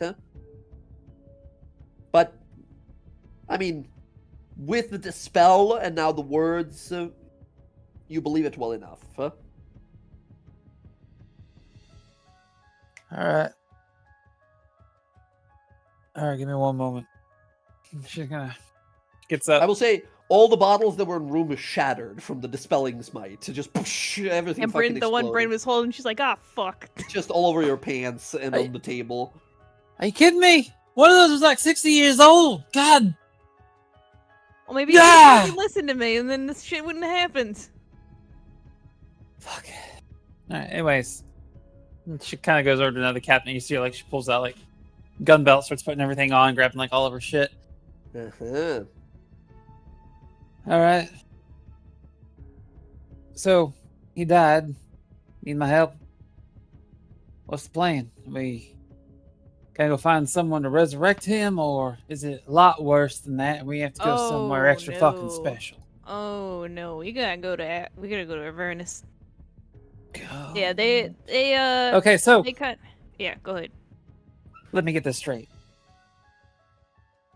Our dear sweet little boy Cass has got himself all locked away up in Avernus, and you think the best thing to do is come get me, a literal fucking celestial beacon? I like the way you think. Yeah, I tend to think a lot less now. So, anyways. Like I said, I like the way you think. Yeah, I think I was overthinking things before. It works a lot better where I just fucking punch people in the face. So. Yeah. The fucking bruise.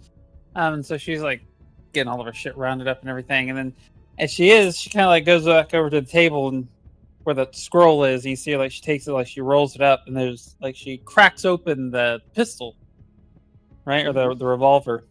Yeah. There's like a new chamber in there that she like slides it into and cracks it shut. Tucks it away.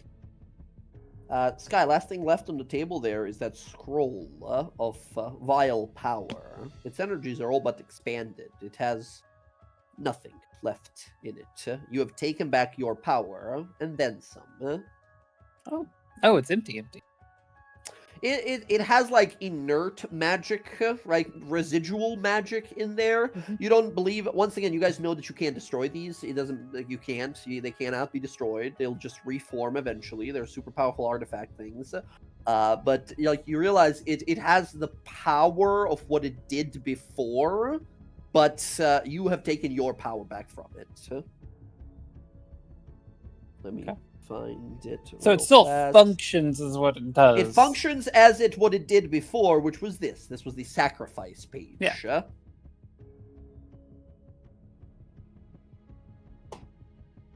Anyways, we're fucking even now.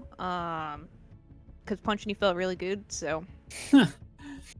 That's all it takes in your mind is one square punch, and after everything that did, we're right as rain. Well, I mean, if you said no, I probably would have punched you again. So. Who's that I think I Pokemon? like me. Well, consensus is still out on that one, since you're only one person. As What? you guys are having this conversation, a wall that you're standing next to explodes. As you are like, what the as you jump, you watch as a cannonball goes through the wall you're standing next to, and the next house over. As you look both out of this like cannon hole, you see a ship that is docked in here, and a bunch of these thugs have tried to like rush on board and attack a bunch of people. And a bunch of pirates are jumping out and like fighting people down here in the middle of the streets. As you look over, you see swinging from the rope and landing there is Captain Deadlock. As he looks around, a person runs at him, he shoots him with a pistol in a dick. Another person runs up, he shoots him in a dick as well. He stabs another guy, kicks another guy, continues to fight a bunch of people, and then we see swinging and landing nearby there is a Yuan-Ti woman you've seen before, who spins around, deflects a bunch of people's attacks, like knocks them down, sends them flying here, quips and like sayings all throughout it, as we see Anahia there. As Sky, you're like, I remember that. Oh, that's all right. I know who that is. She looks different now. What the fuck are they Kick her doing through a here? Portal? I don't fucking know. Didn't you kick her through a portal? Some shit. Why is she here? Fucking You hope see the the kicking through pirates. portal didn't piss her off that much. Yeah, you see the pirates that you left her with there. As we see Captain Deadlock like swing around, fight a bunch of people. We see a bunch of these like sort of like ex-class members coming on out to attack him here. And as two of them like surround him here, Roxy, just arriving into the city here as well. You and Jonas are on a house nearby. Go ahead and give me a stealth roll here.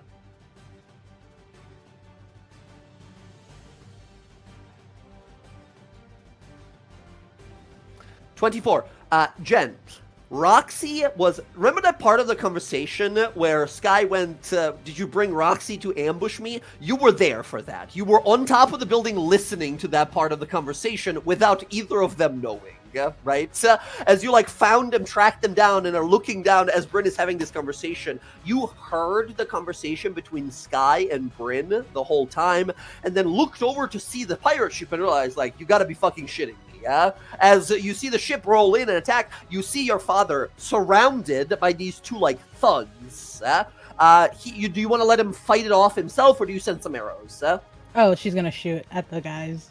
Okay, I think they go to like attack him, and two arrows hit these guys square in the back. They fall down as he looks around confused, and he looks up, says. God, is that you? And then like looks confused, right? As we see these guys just fall dead in front of him. As we see another few guys come attacking him, and just arrows hit them, right? And they just hit the ground instantly. He looks around like at these arrows, and then looks up towards the building, where we see you sort of one knee against the sort of shingles of the roof here, kind of kneeling, aiming your arrows there, as we see the rest of these thugs begin to disperse and run away.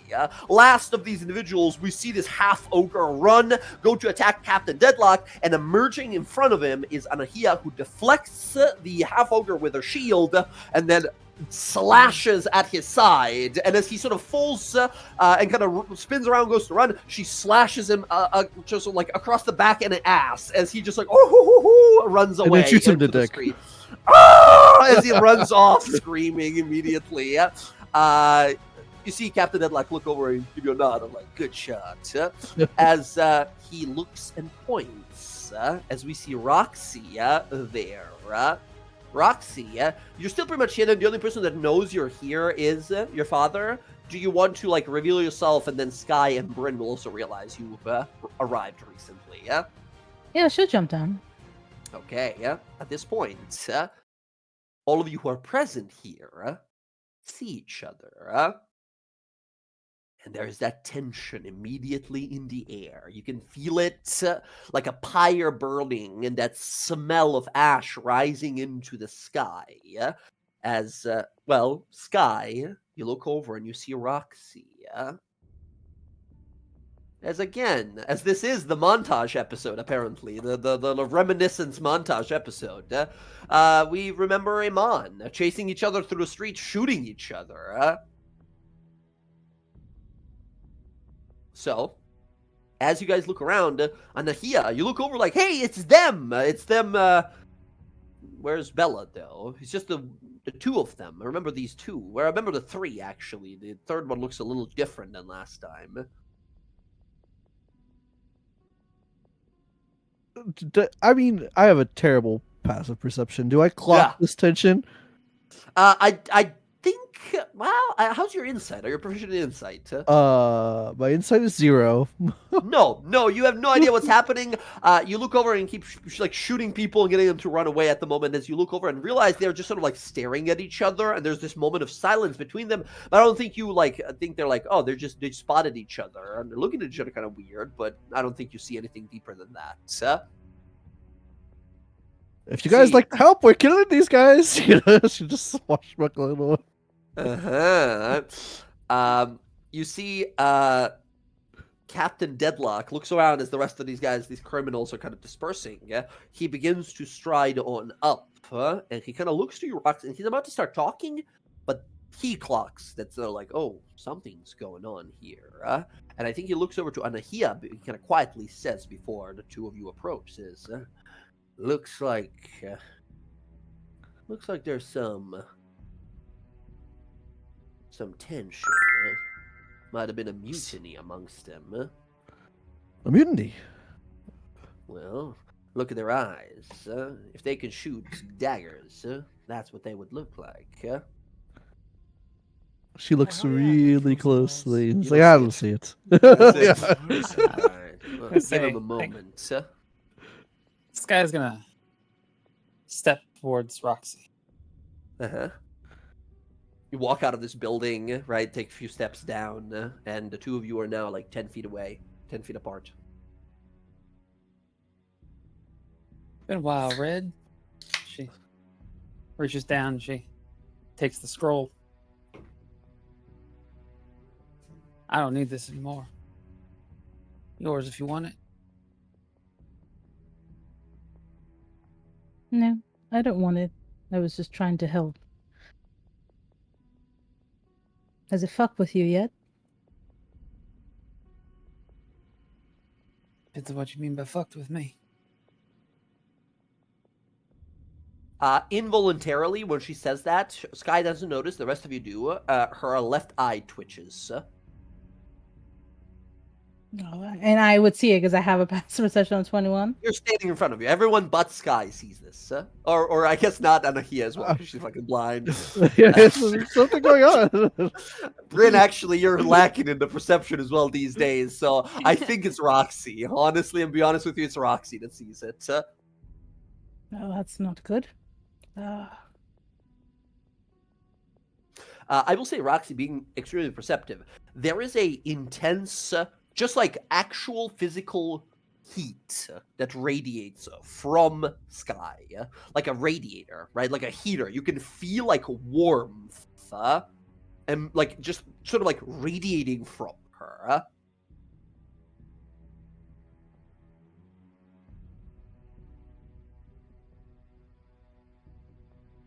Well, you want to put it with the others? It's no point. It's inside you now. It's useless. What was mine's inside me? This still works the same as it did. She'll open the bag and she doesn't want to touch it. Yeah. She'll lean over and drop it in. Yeah, goes in with the rest of them. The sacrifice page, number 7. Ability to rend someone's very vitality and mind away and take it as your own. But should you fail, it exhausts you to a near death. Well, you're my ally now. So you do get Yeah, +5. Nice. I feel +5 better. You got it. You got the Wi-Fi password. You're in the zone. All right, Brendan. Looks like DawnGuard rocks! Exclamation looks like we didn't mark. have to go with Plan B, which was attack her. Great job, Bryn. And she'll pat her on the shoulder. You do see Sky has like a bruise on the side of her chin. I mean, I already punched her once. You want me to push her again? Listen, I'm not getting involved with this. Here's a whole bunch of fucking. Oh, I found a whole bunch of batteries. Do you think these will work? She's gonna show the batteries because she doesn't know what the fuck she got. I mean, I Bunch of like That's a lot of batteries. runes on them that say some magic mumbo jumbo none of you can kind of understand. I mean, Except, yeah, except for Sky. Sky, you look over and you see what looks to be 7 different. Fuck. What is the item? The actual magic item is the one that says you use an action, get a 3rd level spell slot back. What am I thinking of? What's the actual name of the item? Spell store? No, not spell storing. That's the ring. Pearl of Power? Yes. Yes, Pearl of Power. That's the one. You have 7 pearls of power sitting in here.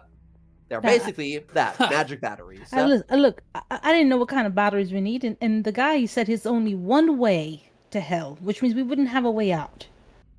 And I figured since we need to take them out of hell, that's not gonna really fucking work. These are for the ship, ain't they?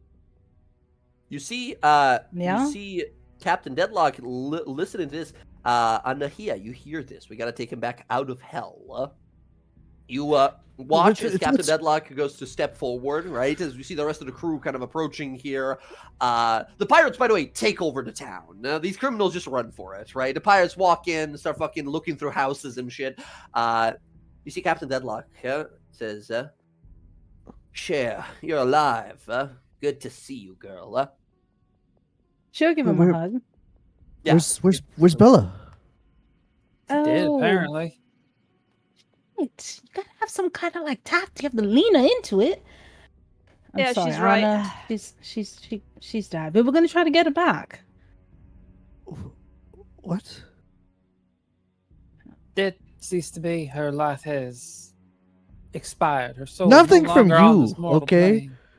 I just want to know the fact that I am the one here who has like the most tact in this group. We're totally fucked. Okay, we got you here and you. I'm looking at both of the Brendan's guy. You gotta have kind of like ease them into it. You know, you just can't be like they're No, fucking dead. It's Just rip the terrible. band-aid off. There's no point. It's just a No, waste of Anna. time. She's gonna. Anna, don't worry. We're gonna get her back. Okay, we're gonna go to hell. We're gonna get her back. You see, Captain Deadlock looks over and says, you're going to hell. We're That- going to hell. Everyone, pirates and all. Yes, you like hold the bag out full of this, says, the magical doodads. Excellent. My first mate knows how to deal with these. But if my little girl wants to go to hell, what kind of a father would I be not to take her to hell? A good one? What a I feel dad. like Look at that I feel guy. like no dad should take their child to hell. It's wonderful. Yeah, the that's family, exactly you know, what I we said. never had a family trip before. I'm so excited. I have a lot of making up to do. So, if this is on the bucket list, we're going to hell. Crew, get ready. We're getting We'll- hot we'll- and spicy soon. We'll be able to like come back, right? Because the whole point is that we need to get Oh, them certainly. out of hell. Like they can't stay there. Certainly. In fact, who all has perished? If Anahia's sister is gone, who else? Does that mean the wizard fellow is gone as well? Yeah. Yeah, and the Fey Paladin Hobgoblin that we were with too. And Abs, Jork.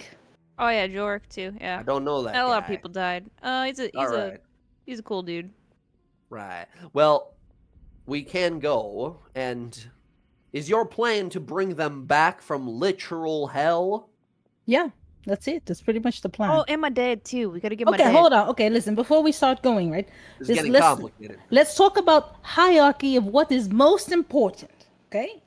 Right. Getting them out of hell so they don't become whatever the fuck it is. Possibly getting the crucible so it cannot kill thousands of people. I don't know Bryn's what that is dad, either. and then whatever else beneath that, right? We have to like stay focused because we can always come back to hell, Listen, but if Pokemon? they stay there, they're gonna be fucked. We gotta get them out as soon as possible.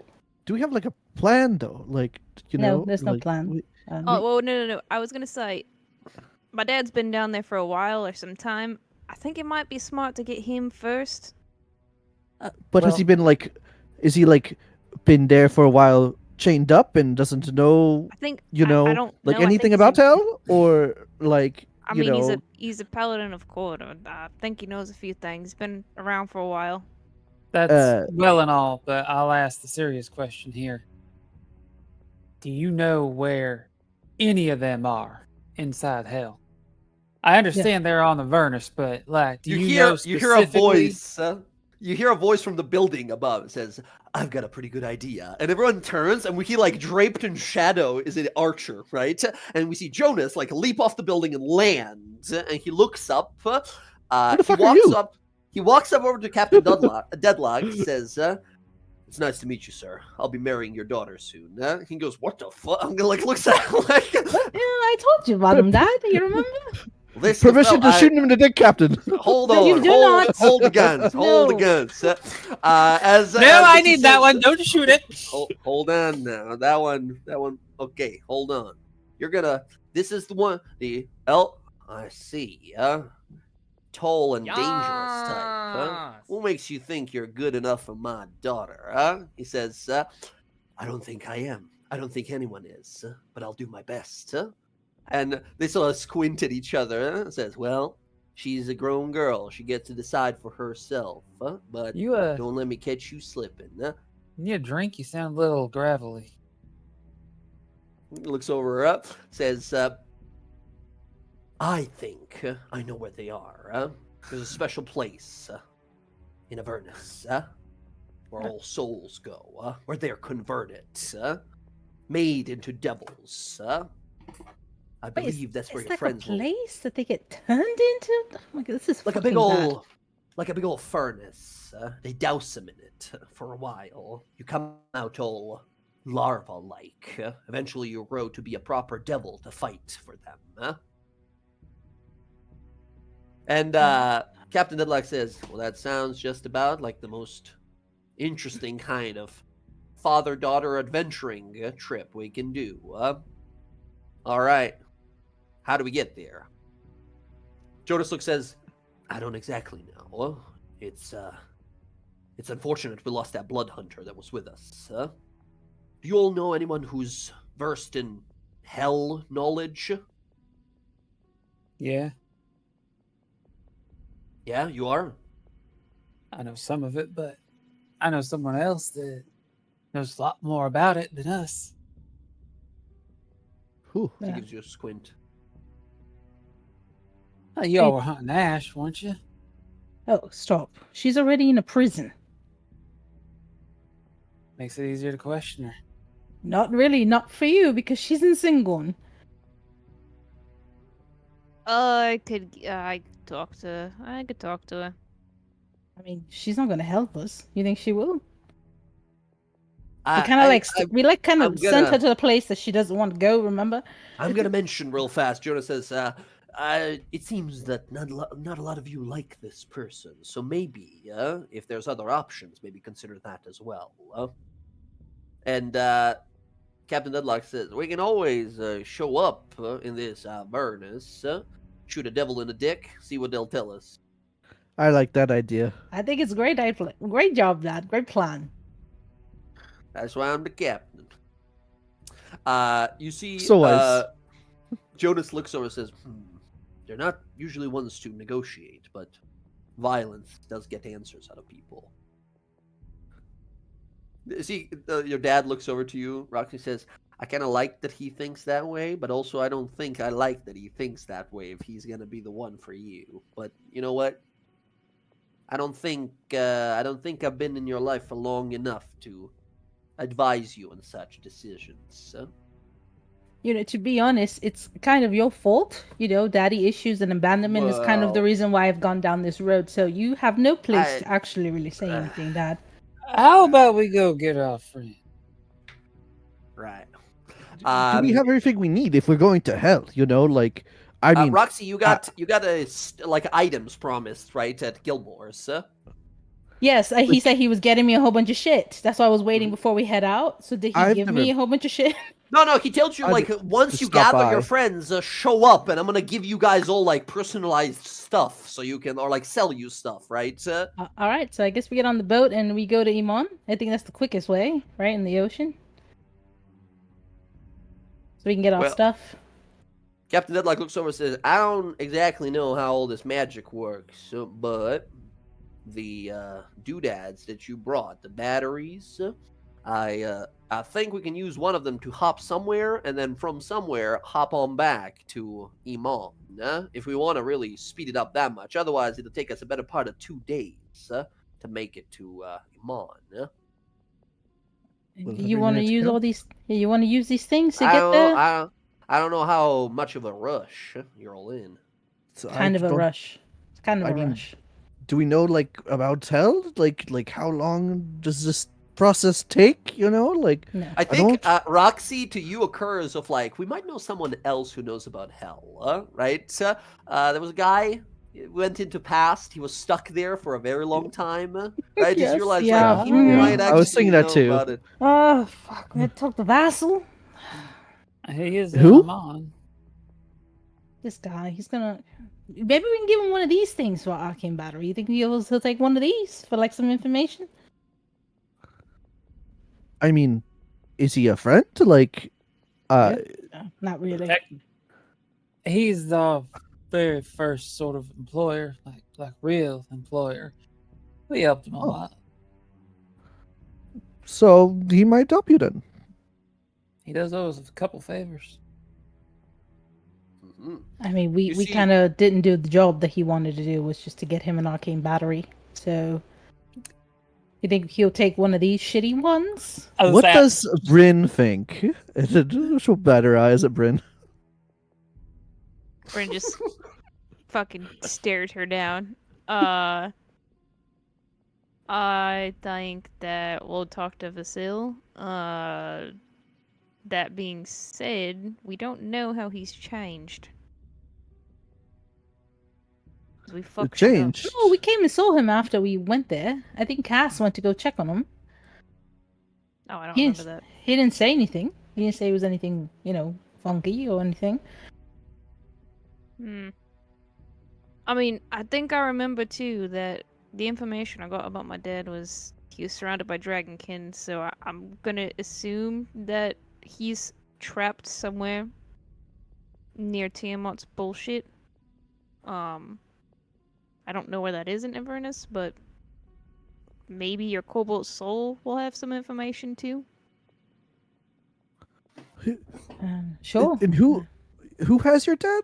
Like, that's an important detail. Probably Archon, if I had to wager a guess.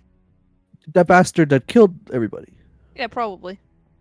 It's Well, it's Dan- all speculation. We don't know yet, I guess, until we get there, really.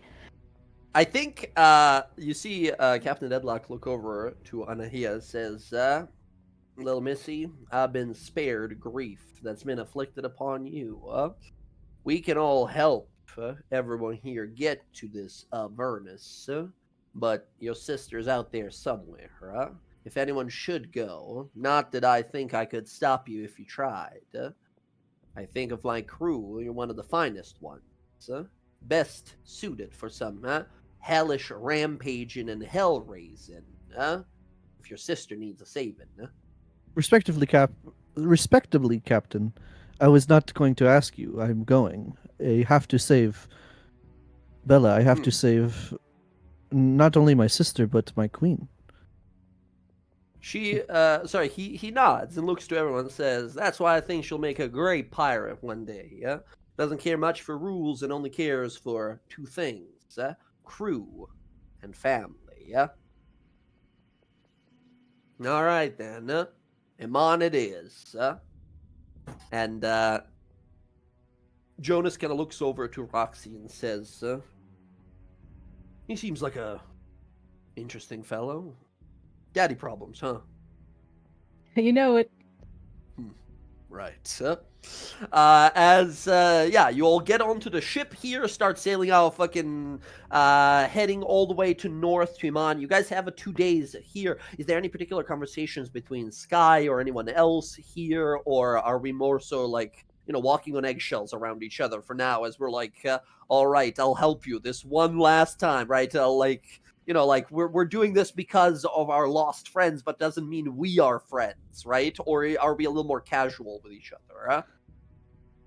I mean, Any at more some point, alcohol? She's talking to We Sky. got rum, we got all kinds of rum, Wait, I heard my Hey name. Sky, you want some? Cause your face probably still fucking hurts. Oh, what is it? I don't know. You said rum or something. They have oranges, a metric ton of drugs, and a bunch of rum. They have 2 prisoners in their brig that are members of like the Royal Navy of Iman. And they're just a bunch of like counterfeit stolen stuff, just like a bunch of stuff that they have. But yeah, a bunch of drinks. So yeah, she'll take the rum from Bryn. She like drinks it. And it's like, oh, God, this shit tastes terrible. But So say these fucking counterfeit documents are terrible, Dad. You gotta get a better forger. Well, those are not ours. We took them off someone else's ship. I don't even know what that is for. We don't have documents for this.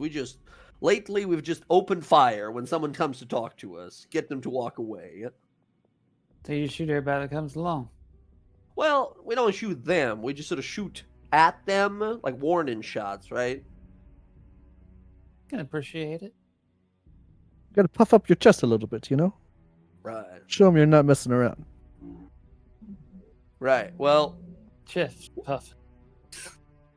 I'm gonna go have to talk to my folk down below. See if we can do something about if we're going to hell. I don't think there's a lot of water in hell, so we gotta fireproof the ship. I'll be working on that for a few days while you kids settle whatever business you got in Amon.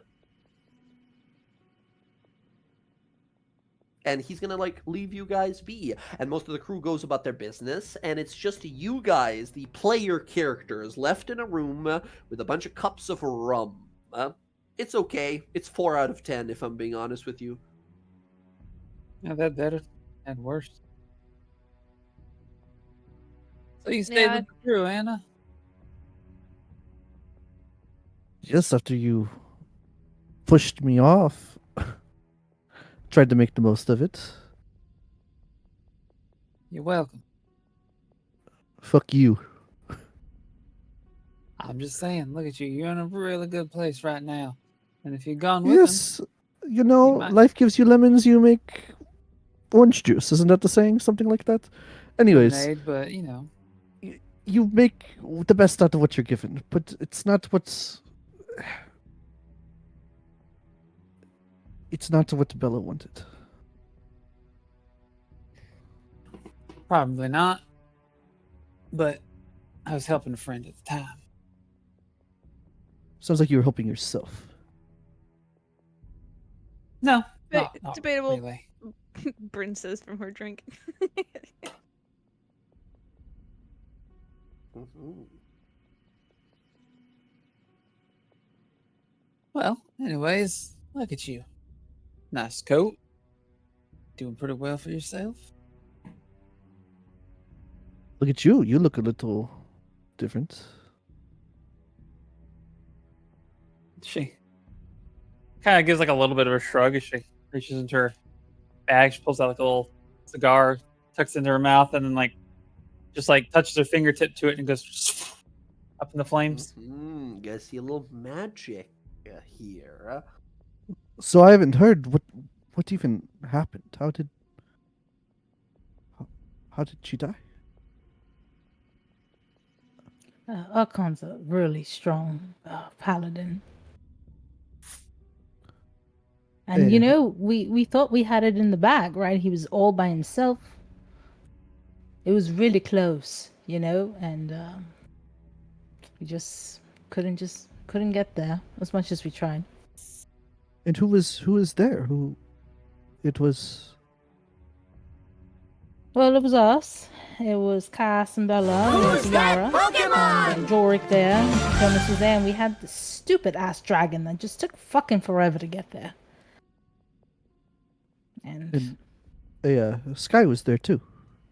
no, she wasn't there. Nope, I was not. You see her expression kind of sours at this, and you deny me to be at her side, but you weren't even there when your friends died. Some friend you are. I was elsewhere. I was spending time with my family.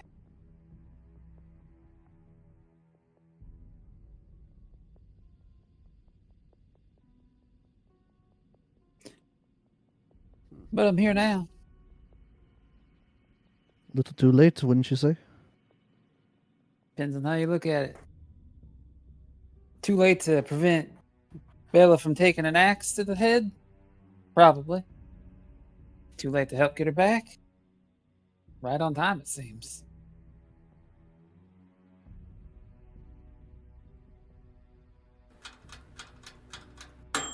Okay, if we're going to do this, you better not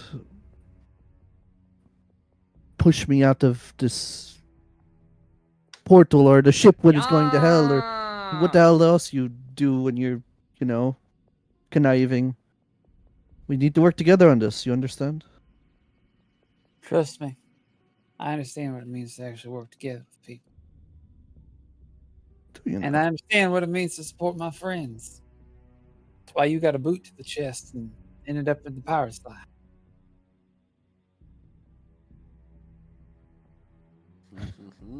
A palpable tension in the room here as we sort of, see the two ladies kind of staring down. Yep.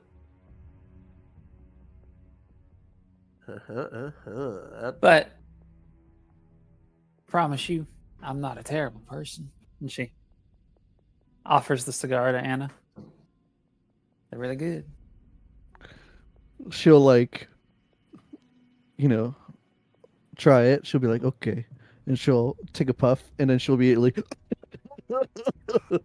she just like she tries to look cool, but not at all. Your Where eyes you start could It just tearing up is. immediately. like she's been on on the boat, but she's basically still green. She's fresh off the boat, a little bit like Bella when you first met her. The rest of these people are very much so like hardcore pirates. There's a guy eating cocaine out of a barrel nearby, right? Right? It's like hardcore pirates. Roxy's looking around like, this could have been my life. Fucking Yeah. bastard. That came all the way from a place close to where I was born. Way down Marquette, in the Talon Highlands. She'll take it back. It's terrible. Why would you voluntarily inhale that? Because it is an acquired taste. And she puts it between her lips, takes a long drag off of it, and lets out But like does a it, very like- slow. Does it like do anything? Does it get you high? Does it like what's the fun in that? I wanna know here when Sky exhales this long puff. We see the smoke sort of billow out.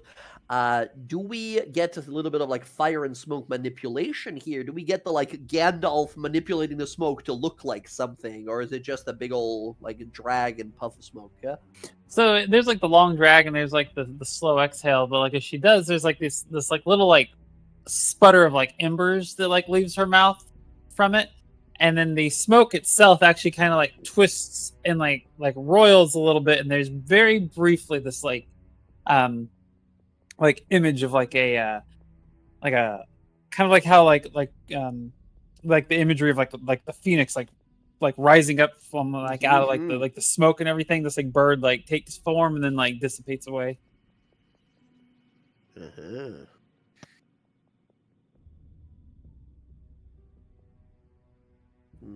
Excellent. It's like So- almost the opposite. Like she's like kind of sneering at Sky, but then she like looks over to Bryn's and smiles and is like, "Anyways, Bryn, it's so good to see you again. I'm so sorry that these circumstances have been most dire, but it is really good to see you." I don't know. You don't sound very sorry. And she takes a drink. Well, I like- Anahia, you are no great insight person, right? But you're like, she seems a little different. I don't know if she seems a little like, I don't know, not sad. That's not the word, but like out of it. I don't know. Have you drinking too much? Are you okay? Your cousin's dead, and you're asking me if I'm okay. I watched I him mean- fucking get killed. I watched her like almost get decapitated. Well, she was fucking cut in half, actually. Yeah, I'm dandy. I'm perfectly fine. She'll put her hand on. It's the first time losing people in a party. Yeah. It's, the first time's the worst. That's Well- not the first time, because Casimir died, and I couldn't do anything about that. Yeah, but I mean, like, that was because, this was bad.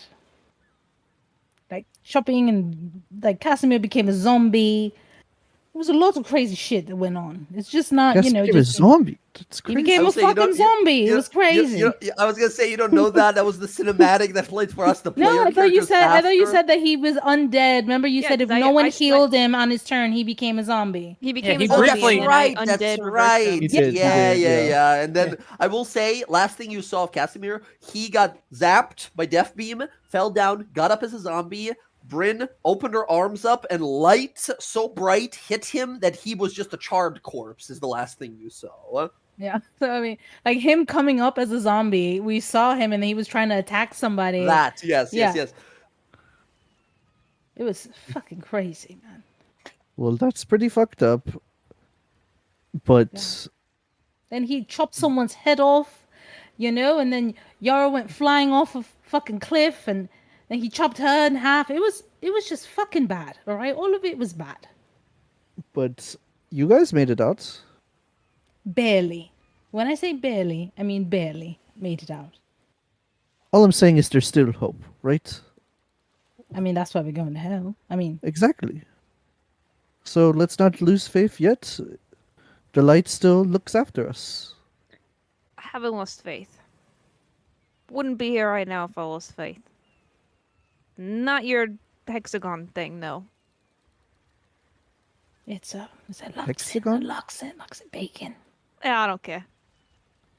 It, You know, a Bryn, I'm Luxon? gonna be honest with you. Just to be a little bit nicer. I don't like this. Yeah, Just well, I don't care what you think, so... Well, Hmm. People take it differently the first time they really, really actually lose. And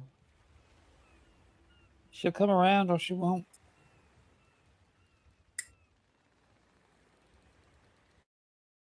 you know, she's sitting right here. I can fucking hear you guys. I mean, we're gonna pretend like I don't even give a shit that she said that. I'm just looking at sky. You know, some people they just take it differently. She just gets up, takes her drink, and leaves. About time. I was waiting for her to fucking leave. She's being a buzzkill. By the way, Bryn, my bunk is like the third from the right. If you Fuck know off. me.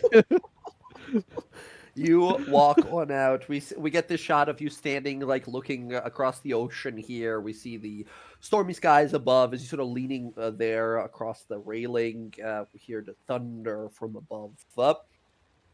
Bryn, um, all you see in the clouds above, every once in a while when lightning strikes, is a colossal, godly figure, as if observing you, outlined by strange light and shadows above. You see what looks to be and this is, I think, a unique thing that sort of manifests for everyone. Gods don't look one way. They don't really. They manifest in what we find true in our heart. So when Bryn looks up and sees this like outline, a silhouette of this godly figure observing from the skies that appears in brief moments of thunder, do we see the archetypical sort of like Zeus figure, big sort of muscly, giant beard and such? Or do we see someone that looks more like her? Is Cord a female figure in Bryn's eyes, right? Do we see a genasi up in the skies with the eyes of storms and long hair of waves and thunder, right? Or like, what do you think Cord looks to her? He would look more Goliath, if anything, kind of like Mhm. a little bit of a mix between Goliath and Air Genasi, but he's got like a I wouldn't say Zeus. I'd say he's got more of like an older look to him, like Odin more than Odin? anything. Okay. Yeah, he's got more of a I would say a Viking-esque appearance, if anything. So like he would be from Mhm. Vasselheim. Yeah. Incredible, incredible. You see this figure look and is almost in the silhouette, kind of pointing at you. Although in your moment here, the wrath and slowly percolating rage that is building within you, you can tell if this is a point of you only have yourself to blame. If you want your revenge, you have to go out there and take it. You have to go out there and earn your strength. Or if this is the god pointing to you and saying, yours is the path of storm, and you walk it now. You know it more and better now than before. If this is a hand of guidance or a hand of blame, you cannot tell in this moment. And I think you can go ahead and give me a quick wisdom save as you're looking across the rainy ocean. Oh, nice. I think, Bryn, you have at least, even in this moment of anger, a little bit of foresight of sort of something you ponder on. I think you think to yourself, like, that fight with Archon was brutal. He's an oath breaker. Someone who was walking a path of some sort, an oath that he had before, and broke it.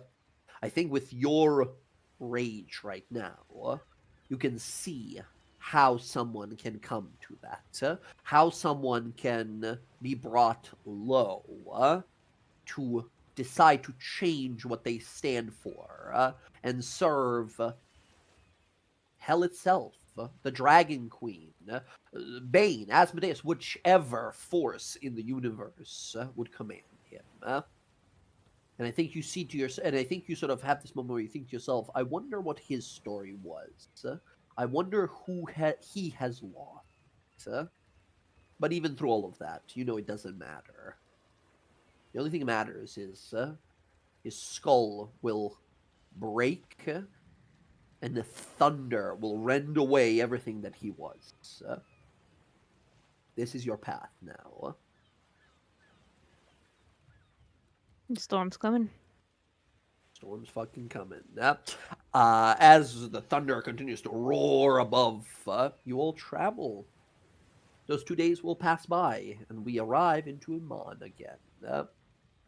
Down at the port docks, at the port district, at the docks, you all exit the ship and head on into the city itself to pick up this magical gear. And as you're walking through the city, clocking you all, spotting you all as he marches through the city and looking over to these heroes as he remembers them from Stillben, all of you hear a gallop of a horse as the crowd begins to sort of turn out of the way and move out of the way and such, and striding towards you atop a majestic steed, turning heads of every single individual. We get the look of the mount here first, and then the symbol of the platinum dragon, the enemy of Tiamat, the god that stands for balance and justice. We see there a paladin, a knight, really, regal, and I must say, absolutely fucking beautiful. A handsome man begins to stride across the street here before hopping off of his mount there, as you all see stepping forth there, this man, Cedric. You see the people you've been seeking for. What great fortune. You look amongst them all, and indeed you see some, but you don't recognize a few amongst them. It is certain, it is true. Your savior, the one who gave you a chance to reach this greatness in the eyes of the Platinum Dragon and all the gods, to serve this world in a just and kind way. The one who saved you is gone. Who's that Pokemon? His allies look battered, look wounded, look like different people. You don't see the Yuan-Ti woman around. You see a different one. You see that the gunslinger looks a little different. Definitely sort of trying to get out of your sight, almost like out of the sight of some of the guardsmen here, probably as well. As you definitely, having served justice for some time, can quickly notice someone who's trying to escape attention. As you look around, Cedric, you approach the party. What do you say? Cedric will hop off his horse, straight up the sky. That's the one he recognizes the most. Mm-hmm. Well, this is fortuitous. I was seeking... You guys look over... I was gonna say, you guys look over like, who the fuck is this? Right? So you do not recognize this guy. This guy is just your new boyfriend? Is he literally glowing? I think he's glowing. Sorry, He's Golden gonna Boy. whip his hair. I'm sorry. I don't know what you mean, but I heard the DawnGuard met some ill fate, and the person I owe a life debt to is no longer with us.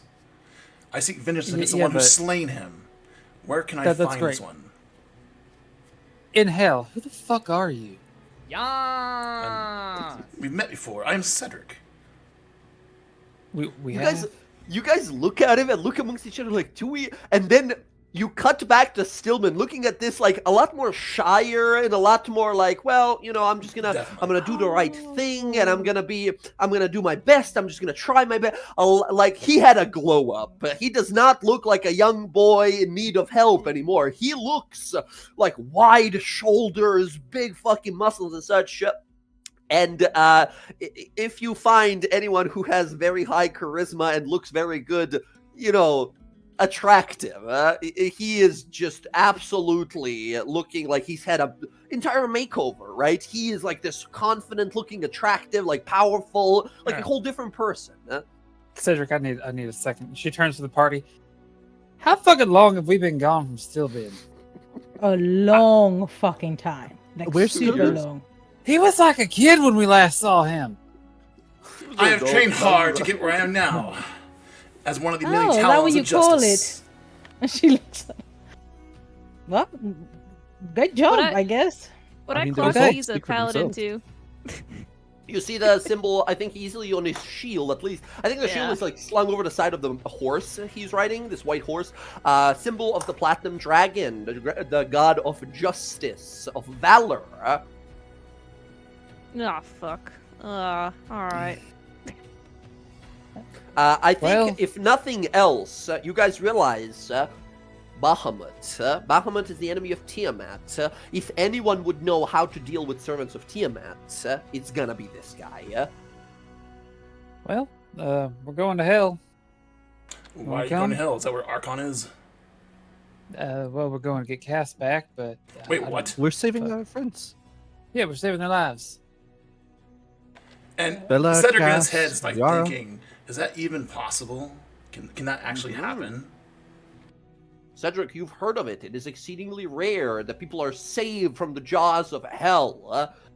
Many who end up in hell are there because they've made dark pacts and dealings in the dark. But you know for a fact that Casimir is not that kind of a person. People can also end up in hell by being slain by servants of evil gods. Archon, servant of Tiamat, having slain him, has condemned him to existence in hell. You Well- realize your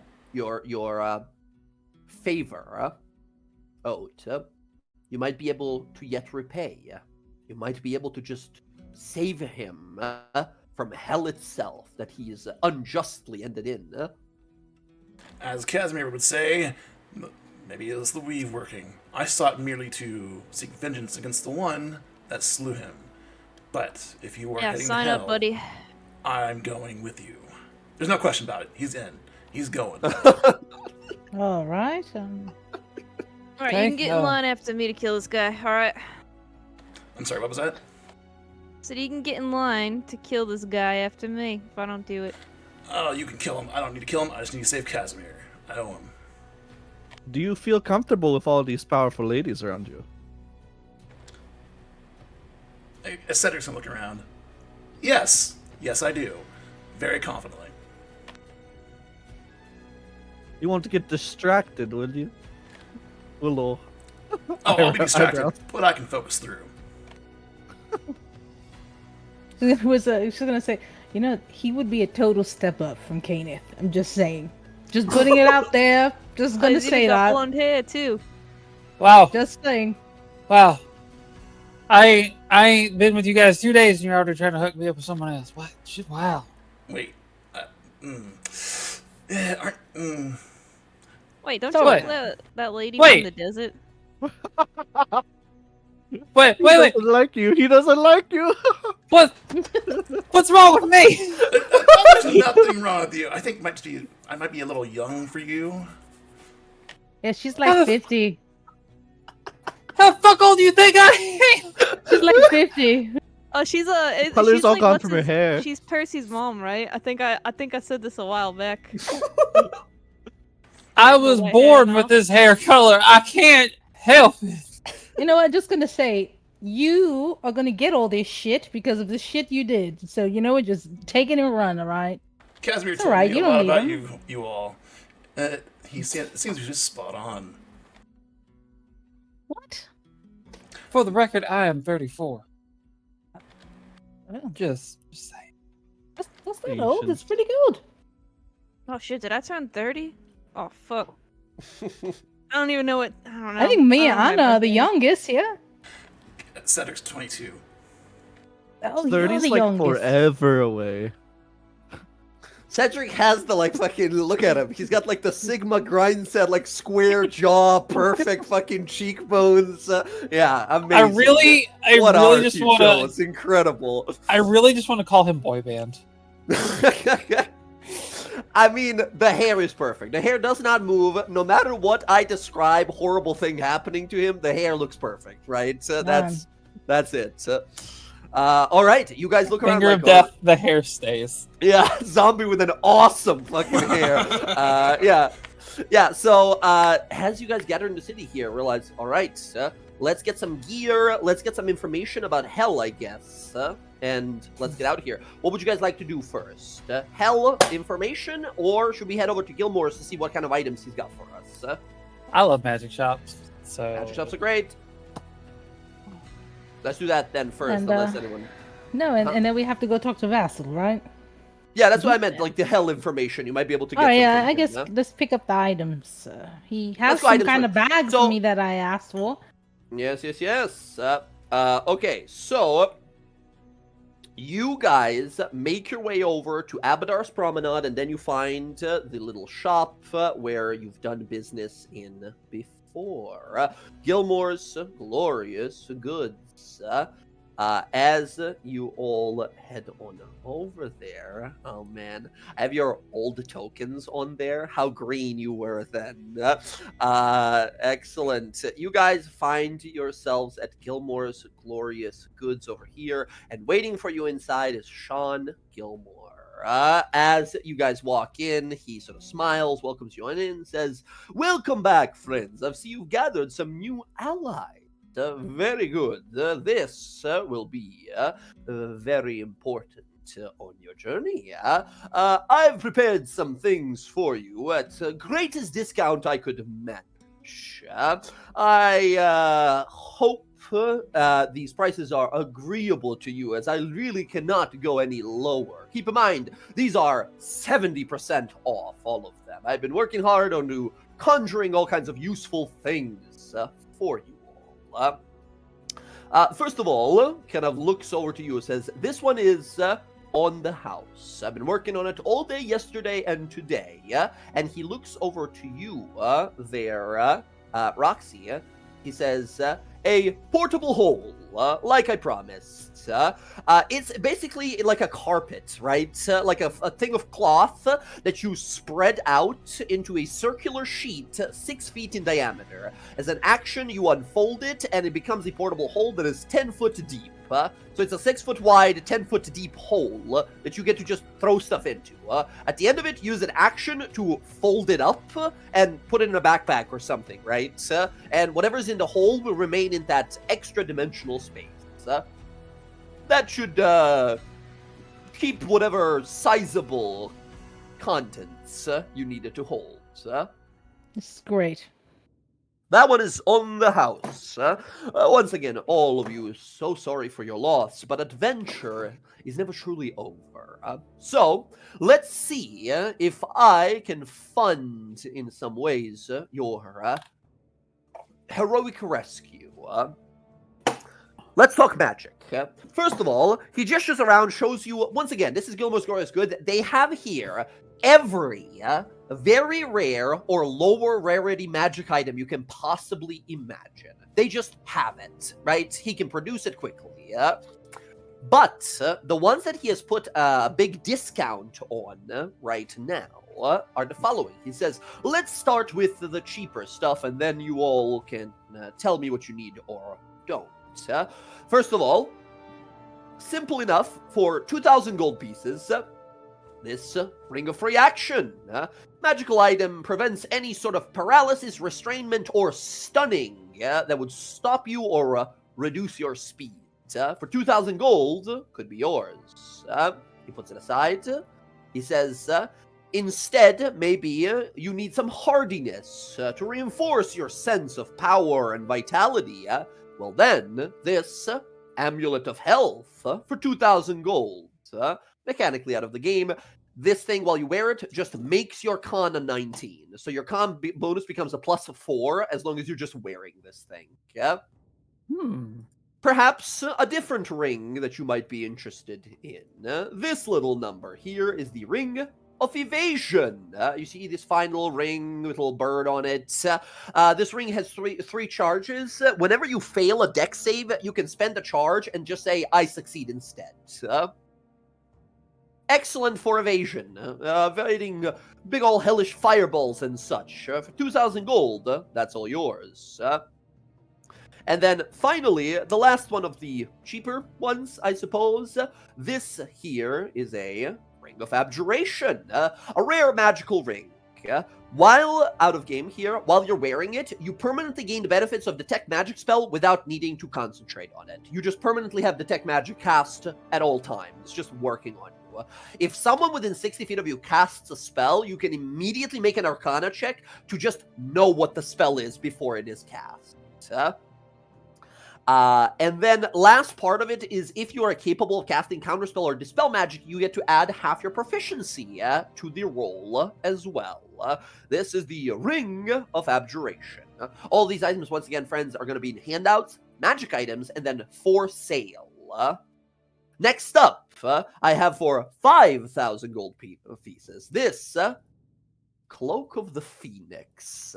This wondrous red cloak with golden feathers can unfurl into wings and give you the ability to fly unrestricted for as long as you wish. This is an improvement upon Wings of the Bat and the Winged Boots magic item I've been working on for quite some time. As he places that aside for 5,000 gold. That one, these are now getting a little more expensive. Additionally, he looks over to Bryn, says, for perhaps your lightning using ally here, you might like these bracers of lightning. These, as long as you place them onto your arms and forearms here, will imbue your attacks with lightning, allowing you to do just a little more spark, have a little more spark to your strikes. Out of game, you put these bracers on, and they just do extra 1d8 lightning damage on every single attack you land. 5,000 more damage modifiers? Hell yeah. 5,000 gold, though. A little expensive. And last time you guys took a look at this one but never purchased it. If you're still interested, this Tempest Griffin's Feather Cape for 5,000 gold. Resistance to lightning damage, advantage on avoiding lightning type effects, and as an action you can transform into a bolt of lightning, travel 120 feet, and injure everyone on the way that you go through. That is the Tempest Griffin's Feather Cape. Last two items here are quite expensive and are very powerful. They are one of my finest enchanted items I was ever able to make. It took a lot of work and a lot of collaboration with other folk from across the land. For example, working with both the members, working with the members of Zephra, the druids there, a close friend of mine, Keyleth, she's called, you might have heard of her from a very important group of adventurers, as well as some of our friends in Singorn. Together we were able to craft this, and he produces the Zephyr armor. This is a +2 studded leather armor for 15,000 gold. It can be yours. It gives you advantage on acrobatics checks and dexterity saving throws, and as well as a bonus action once per day, you can cast the Wind Wall spell with it. A +2 studded leather with all kinds of extra abilities. Very expensive, but very well worth the money. And finally, working with our friends from Craghammer, this here, and he produces this fantastically made as like a adamantine and mithril-based dwarven plate. Additional for 15,000 gold pieces. This +2 plate armor is magically empowered to reduce any sort of pushing attacks that would befall you. These items are all at a 70% discount. If you're all flush with cash, I would suggest stocking up.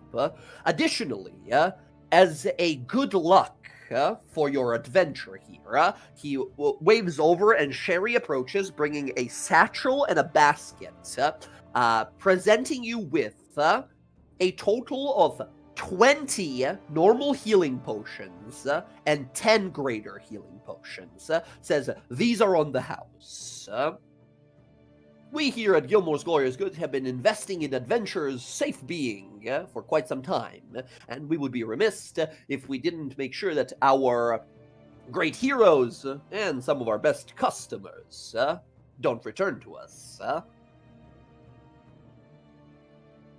First of all, you guys, 10 greater healing, 20 healing. If you guys want to split it evenly, that is 4 healing potions for each and every one of you, and then 2 greater healing potions for every one of you. If you guys just want to split it down the middle. Is that the plan? Yeah, how Yeah, many yeah. greater per person? You said 2? 2 greater, 4 normal per person. When we had that money from the vault in that place, I know that Yeah. we didn't split it, right? Because I remember Cass took money I to don't give believe to his so. It's family. all in your bag of holding still.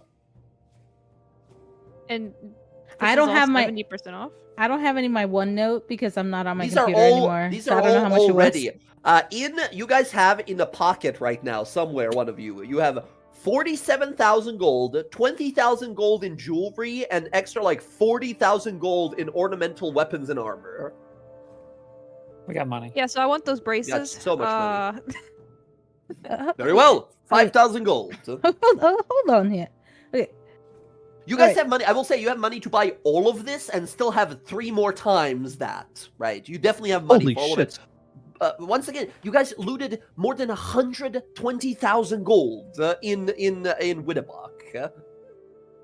You have money. So I think realizing that Bryn and Roxy realize like our new friends here, they're wanting to help us, and they seem skilled, they seem powerful, but wouldn't be too bad if maybe we spend some money on them, get them geared up Yeah. to ensure our chances. Yeah, I agree. I mean, I don't want any of the stuff here, so I mean, it's whatever you guys need. Honestly. Honest, looking at the Zephyr armor, like, oh, this looks.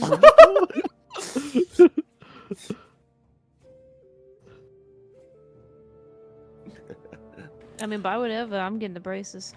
I wouldn't mind that. Okay, ring. so let's do this. 'cause What we have ring? Yeah, there's a few Ring of rings in Evasion? here. There's 3 different she- rings. Points at the abjuration ring. Ring of Okay. Abjuration. This one that detects magic nearby. Yeah. Look, Okay. is I think the only one in the party that running counterspell. Adding a +2 to it is pretty fucking good. Not gonna Yeah, lie. it's pretty nice. Okay, we'll You're just not use the gonna cash move. for now before we dip into the gems and stuff like that. Okay, so you We said have- we have 47,000. 47 is just gold. After that, we can go the gems and the ornamental valuable armors and stuff like that you guys have. But for now, let's just use the gold. And I'll mark it off. It's in this. It's in this. I said it in Exim. It's in this handout of your Arcano home. It's down at the bottom. Oh, I all didn't of it, see that. Okay.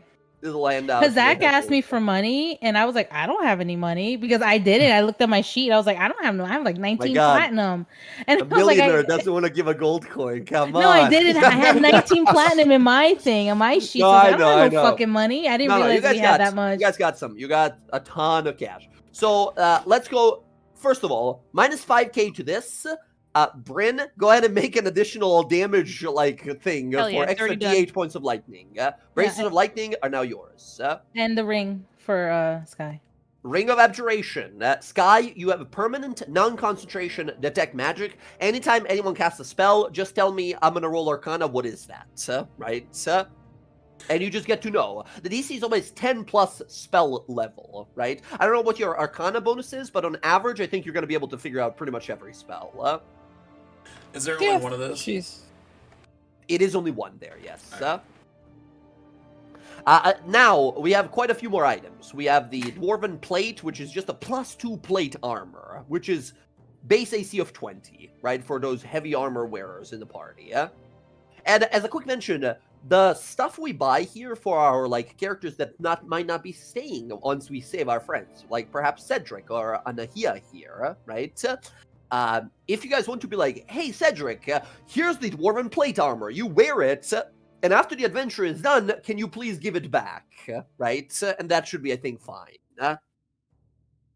I I mean, I'm fine with getting you guys stuff that you need. Like, I don't need anything from here. Like, this is, like, whatever money you guys need to use to get shit, just get whatever it is that you need to get. I mean, Cedric I don't only need anything. has 2,000 gold on him, and he's going to use that to buy the Amulet of Health.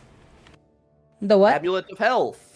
The 2,000 gold Amulet of Health. Yeah, Cedric, you can just spend your 2,000 gold that you have. Yep, Go yeah, ahead bro. and change your. What was your constitution before? It was 12. 12, and now it becomes a 19. So you go from a +1 con, right, to a +4. That is 3 extra hit points per level that you gain. So go ahead and increase your maximum hit points by 33. Huge boost to our. I was gonna say paladin, but that's yeah. Very good. Cedric gets somehow even more sort of tough looking and even more intimidating and handsome, I would say. Lean into Anna. Did he just like fit his clothes more like I think just his like pecs were size, like it was like like his butt got a little bit firmer. Just like, I saw the definition there. It's just like I see little dimples. They got a little. Oh man. sorry, Cass. Sorry. Cedric's going to sit there and he hears it, but he'll just flex but not look at you guys. Some back muscles moving, but it's just him sort of like moving around. It's not even Man, just trying. lat spread. I don't know what to do. Excellent. All right. What else? We got the low-cost items. Amulet of Health is gone. We have Ring of Free Action and Ring of Evasion. Both are attunement. One is you can be slowed down or grappled or restrained or anything like that. Just you're gonna have your turn. I can't do anything about it. Right? You can't be slowed down.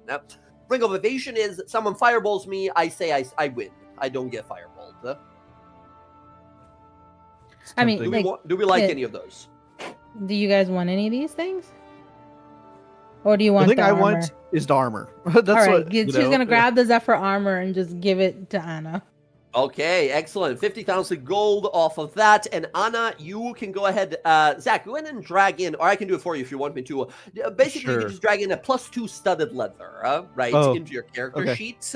And then we can always just remember that you have advantage on acrobatics checks and then advantage on dex saves, just always. As well as once per day as a bonus action, you can cast Wind Wall. Wind Wall is not like a big damaging spell. It's a spell that's like, oh, people are shooting arrows and beam like ranged attacks against me. I put up a wall that like deflects a bunch of It's a that. +2 leather armor, right? It is a +2 studded leather armor. Studded leather, right? That's what I thought. Okay. Got it. Excellent. There we go. Very nice. Boom. We are now sitting at 25,000 gold left in just the money pile. We have the Dwarven Plate left, the Tempest Griffin Cape, the Cloak of the Phoenix, Ring of Evasion, and Ring of Free Action. Other than that, there are every single rare, very rare, uncommon, and such magic item that you guys can look here if you feel like. Look for here if you feel like it. I want to ask about, hey, like, isn't it like very hot in hell? Do you think there's stuff that's like, I don't know about you guys, but like yes, I'm certainly. like, kind of scaly and I don't do heat that well. So anything to help with that would be really nice. I certainly have some items if you're interested in a ring of warmth or something a little more temporary, like a potion of fire resistance. A ring of warmth, wasn't that counteract what we were trying? Well, yes, but no. It's complicated. It's magic. Oh. I mean, I recommend you guys getting potions if you get away from me, but I have a way of making sure that you're not hurt as much by the fire. As long as you stay within a certain range of me. I think potions is a good bet, and just when ring of warmth sounds like something else, you may want to change the name of it. What does that? Just tell me what sorry. that is. Ring of Warmth is my bad. Ring of Warmth is what you're thinking of. It's an item that reduces cold damage you take. The Ring of Cold is what you want. All right, that makes more I sense. switched them around. They come as a set. They're like engagement rings I've been working on recently, and that's it's a nice. fine. Yeah. But if you guys want a ring of cold, I can produce something like that as well. Let me see here. Let me show you guys what that is. It will produce a magical effect that will protect you. Not exactly how you think, although very similar. This is... Let me find a ring of cold for you. Real fast. The ring will cost, let's see, that is going to be 3,000 gold pieces. And it does this. Oh, except I can't. Bam. Fire damage. Yes. They changed it up a little bit. It used to be just like cold resistance for you. Now it's this. Also, look at how cute that is. That is kind of cute. Oh, Yeah. so good. So you put this thing on, and if you take fire damage while wearing this ring, the ring reduces the damage you take by 2d8. So it's not resistance, but it's permanent, like it just keeps reducing fire damage you take by 2d8. Interesting. And that is 3,000 gold. I think I wanted it, especially how cute these little, like, what are they, kittens on top? Those are snow mice. Oh, snow mice. Oh, they're cute. Can I borrow 1,000 more gold? I'll use 2,000 my own on this one. Yeah, I mean, sure. How much you said? 1,000? Just 1,000. 1,000 gold. There you go. I'll mark it off from the total, and then I'll use you my mark off 2,000. your. Excellent. I know. You got 24k left in there, and you have this ring of cold now. It's not resistance, but every time you take fire damage, you just take 2d8 less. Cedric, I know you like your chest all out or whatever. Do you want this dwarven plate armor? Nay, my current armor is better, thank you. Oh, okay. Anyone else? I guess 5 potions, as much as you. How many you Bryn, need? I was gonna say, Bryn, I don't know what kind of armor you're rocking, just like what suit of armor you have, but plus 2 plate Adamantine? might be better. Yeah, adamantine is kind of nuts because it lets you prevent criticals. Crits. But, Yeah, that's why I Yeah. haven't replaced but it. it's not a +1, right? I don't think so. No. It's not a +1. Unless So they could improve it, yeah. So I will say, right, they can't improve it right now in the short time they have here for you. But this is Emily. This is the trade-off, right? You have a plate armor that is adamantium. You have an 18 AC, and your shield is a +1 shield, right? So you have 21 AC. If you were to take this armor, you have a base AC of 20 plus your shield that can be +2 for a total of possible 24. So higher AC or uncritability, I right? mean, So it's that's the totally, trade-off. totally Yeah, up but to the thing you. is, I'm gonna take the non-credibility, and then I'm gonna use my armor and get my head chopped off. So I know. I'm in the same boat. I mean, I would do Well, the I same will. thing. I'm going to tell you this: non-credibility does not stop that from happening. Oh yeah? shit! The only thing that adamantium says, any extra damage from a critical strike you would take, you don't. But the abilities that say on a natural 20 your head falls off, that still happens. Adamantium Damn. can prevent that. Oh. Just so you know, that's why I got the portable hole. Because if anyone's dying, everyone is going in that shit, and I'm taking the rug, and we're not going through this again. We're not going to hell again. Okay, we're just gonna find a place to res you guys. You said it's which plate was it? Is it the dwarven plate? Yeah, This is the dwarven plate armor. It's a plate +2. Oh, okay. All right. Yeah, I'll take it. Yeah. All right, 15k more down. Okay, 15k. We got 6,000 left in the pile there, and you get yourself a +2 plate armor. This is a dwarven plate. Go ahead, Sky. I have a question for you, Gilmore. Certainly. I'm looking for something. She's gonna pop up the gun and set it down. Less conventional bullets, ones that I could store a spell in if I wanted. Interesting. This sounds like a very fun design. I'm certain I can come up with something. I 100% can. But I don't know how much time you have. It would take me a few days to design such. You are trying to put spell scrolls into bullets, correct? More like spell storing, something that is reusable, at least once throughout the day. Right. I am certain I can make something like this. I didn't know that you possess such a weapon to prepare it for you ahead of time. So yes, but I can't do it right now. When are we So, leaving? better survive hell once you're back. I might have I something think as special soon for as you. possible. I think you guys are leaving literally today. Yeah. You're just getting like info real fast and some magic items, and you're heading out. Gilmore, Shit. out of curiosity, how much would like a magical shield cost, anyways? Depends. plus He one. shows you a +1 shield is 5,000 gold. A Cool. +2 shield is 12,000 gold. A +3 shield is 75,000 gold. Damn.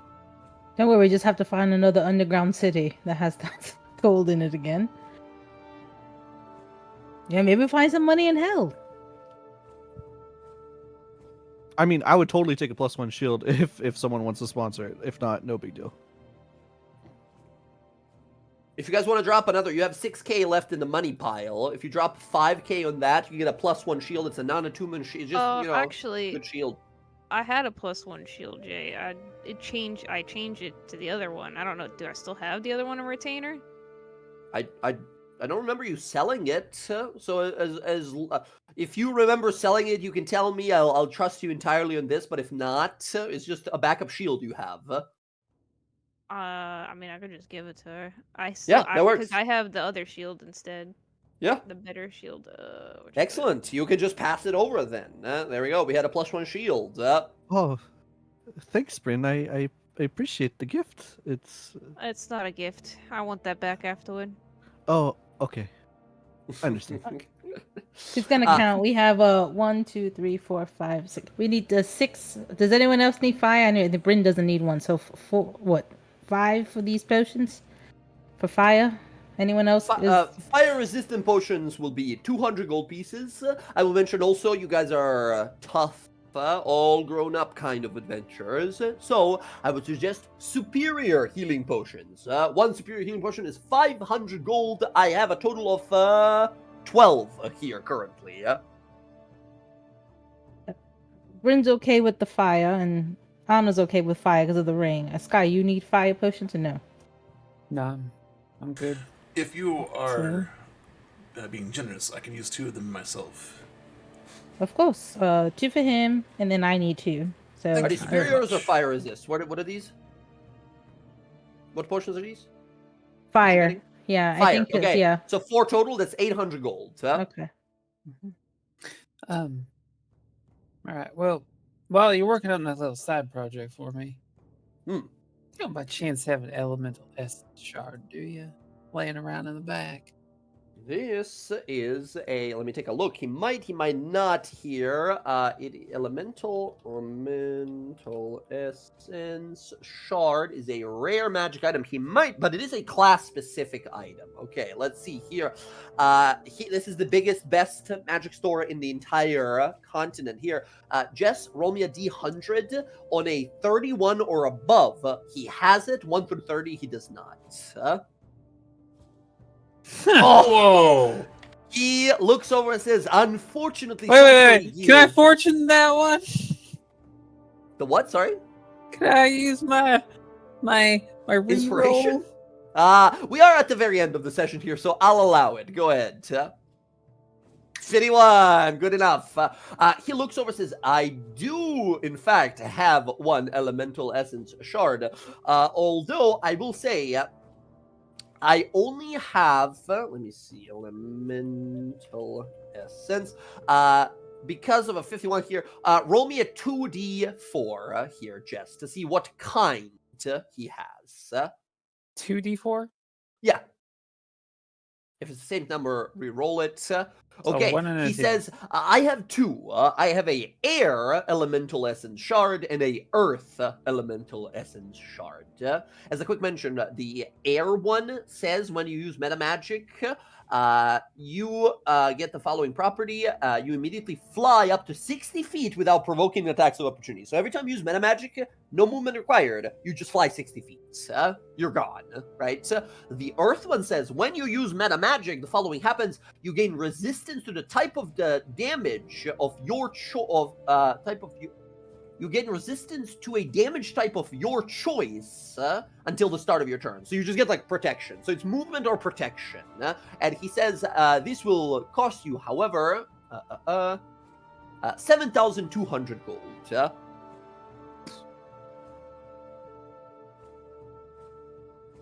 That's Once more again- than what we got left, I think. No, you have way more. You have way more. Oh. Because you have, remember, you have currently like 5.2 here, and then here, if you go at the bottom, we still have 4 pieces of jewelry worth 5,000 gold each, and 4 ornamental weapons and armor suits worth 10,000 gold each. Ah. Okay. We have so much. I mean, money, we can guys. use one of the armor suits. Yeah, and then, easily. And then that's fine if that's what Yeah. you want. If you want it, Yeah. All The right. earth one would be really Which one? fucking handy. Defenses, yeah, very good. well, if that's 7,000, then we have 3,000 gold technically worth of that what armor, Yeah, right? so 5,200 gold you had. You put in the armor instead of it. He gives you back 3,800 gold, right?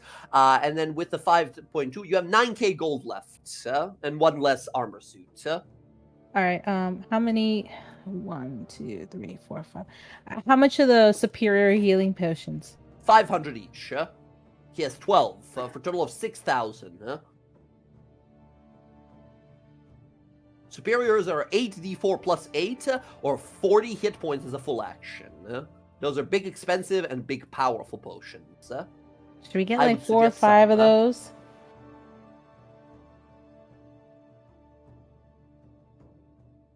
Just to make sure everyone has at least one. How do we feel Yeah, about me- superior potions? Oh, I'll take. I mean, I'll take Yeah. a superior. Yeah. So we'll take 5. 5 total. 5, One per okay. each person. Gotcha. 5, that is 2.5k gold off of that. You guys have 6.5k gold left just in the money. Everyone go ahead and mark down a superior healing potion. Okay. Is there anything else? I think that's it then. Okay, the shopping is successful here as you have yourself, Sky, this elemental essence shard. Elemental essence shards are usually attuned to a singular element. However, they can be upgraded. So in the future, Sky, if we encounter some air, fire, or water elemental type enemies or problems, you might be able to siphon some of them energy should you defeat them or solve them to like upgrade them, right? To get more elements on your essence shards. Ooh, okay. But right now, every time you cast a spell and use meta magic, you get resistance right away, right? And you get to choose resistance, like what kind. Very useful. Actually, one more thing. Absolutely not. No, I'm kidding. Of course. What's up? Would you happen to have holy water? Holy water, yes. Absolutely. You can also get some at the temples I'll do that. nearby. Easily. In fact, if you go to the temple of the Platinum Dragon, Cedric, you can get 10 vials for free. Do they have There you oil? Holy oil? That's not really, like, they're in oil flasks, I guess, but it's still like holy water. All right, You Holy can't water dip and, ammunition on it, can you? What was that? You can dip ammunition in it or no? How it works, basically, you either like pour it on something or you just throw it, replacing one of your attacks with it. Okay. And you just toss it at something. It needs to make a dex save, and it takes 2d8 points of radiant damage if it's a fiend or undead. You have 10 of these. So if you guys make a holy water bomb, you're looking at a possible 10d8 holy damage to a demon. Oh, man, that could totally help me. Well, Holy hand grenade. Literally. Casper, Yep. Oh, Cedric doesn't mind helping you guys out getting these. He'll hold on by 4 of himself, though. Yeah, you can get 10 for free. And then going around the other temples, you would have to buy them. alright. It is 25 gold pieces per vial of holy water. How much would I need for a bomb? I mean, They're not meant for explosions, but yes, if you just wanted to pour a bunch in like a giant keg of holy water, right? I mean, 10 is already like a giant bomb for like against a demon or something like that. You can find. Let's see here. Rocks. Rather than blowing it up, if you throw it down on something hot and it vaporizes, they breathe in the vapor. You can find total of across the town additional 36 vials of holy water. Can I think if you're willing to pay 900 gold, you will have 36 more vials of holy water. I was gonna can say, Cedric there's use a Nightly cord. Guard to try and lower that price? So you get 10 from the Temple of the Platinum Dragon instantly, right? They just give you because you're one of theirs. This is in the other temples around, but Cedric, you can go again and give me a persuasion roll to see if you can lower that. Okay, and then I have something for that. If you're all over 25, something special happens. Yeah, This is a persuasion roll. Still gonna whisper. Do you think stealing holy water is like really bad? Oh, look at this. Emissary of Peace. Yeah. Presence of Peace. 24 with a +5 is a 29. You succeed. Cedric, you go on this mission amongst the temples here asking for them. They bring out the extra... They bring out the extra reserves here as well. I will add on top of that, because you rolled above what I asked, that is going to be extra. Wow, 27. 36 plus 27 is what? It is 63. Cedric returns after about 3 hours, having gathered 63 vials of holy water for free. Cedric, your speech is so convincing and so sort of inviting to these people who see your need for justice to be done, for these heroes to be saved, that they donate holy water for this hell mission to you. he makes sure to Cedric, mark each of down them. 6. I was going to say, Cedric, mark down 63 plus the 10 original that you got. So 73 vials of holy water you're bringing with you. He will put the 63 down in front of the group and say, have at it. I've got what I need. God. Wow, that's a lot. It's a lot. With a of fucking holy water. +5 persuasion bonus, by the way, from him, he looks even more. He's just getting more and more handsome every minute. Man, it's goes like by. wet t-shirt contest in hell with some holy water. I will say, if one of you guys trips and falls and 73 vials of holy water break in hell, you're going to make a hole in reality. It's going to drill a hole in reality if so much holy water gets spilled in hell. Okay, there we go. For now, then, Cedric, you mark down 10. I guess Roxy, you're probably rocking the rest for some devious plan. I'll put it place it inside the portal. Like, imagine if we just leave this somewhere and then like we just pour the water in there and a demon just falls into like a pit of holy water. A holy bath. Fucking crazy. Yeah. She's gonna gently put the vials in the portal because she doesn't want them to break. Mm-hmm. What if like a pit fiend ate you and you just like emptied it all into its stomach? That's crazy. Great idea. That is, what is that? That is 2 times. Oh Christ, that is. Nope, that's not how you roll. But that is 146. If this hits a singular demon, that is 146 D8 of damage. We save it for the real important one. That is probably over 600 damage. That's crazy. Okay, great. Apocalypse, incredible. Okay, we have our magic item. I think we are done. 126, right? I almost rolled 666. Almost. It's hell time after all. Yeah. That'd be rush. That'd be pretty rough. Okay. We gather our things. Are we buying any other magic items? We have the Cloak of the Phoenix, the Tempest Griffin Cloak, the Ring of Evasion, and the Ring of Free Action. I'm not gonna lie to you. That Cloak of the Phoenix is fire, but I can't have any more attunement things. And it's pretty nice. It's just free movement, free flying. I know, it's so cool. I mean, imagine to be able to shoot things while flying in the air. That's great. But I don't have any attunement slots. Mm-hmm. And it's okay. I could just cast Fly on you. Also true. Yeah, Okay. but I feel like you would like drop that shit when I'm like high in the air, as a funsies, as a joke, and then I'll probably die. That's fair to follow you. Oof. That would be a horribly All timed right, joke. all right, all right. Uh-huh. You are Captain Obvious, aren't you? I've been You're called that many adorable, man. times. Don't change. Don't change. You're perfect just the way that you are. Okay, friends, through no intention of my own and entirely your guys' shenanigans, we have 3 paladin auras now in the party. We have 3 different paladin auras. When we get Yara, we'll have 4. Wee. But they do not like. They don't Oh, they don't stack. stack? They They don't don't stack? stack. Are you insane? I mean, come on. Imagine you had a party of 5 paladins. Each of them has a saving throw plus 25 to everything. I am not playing this game if it stacks. No, I'm I kidding. mean, But- this just means that Roxy and I can flip between people and always have a plus. Yeah, exactly. As long as you space out in the battlefield, everyone. But I will say, all of your paladin friends have special auras. Everyone's aura does something else, so everyone else has something that they do special with their auras, which is fun.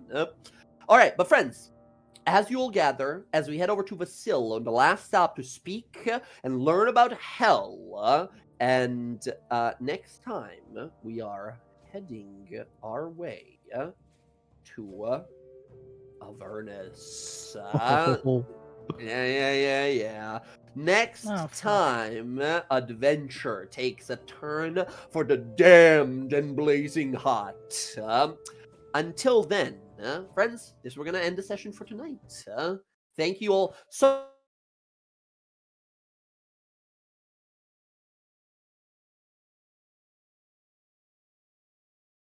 Uh-oh, I think I cut out.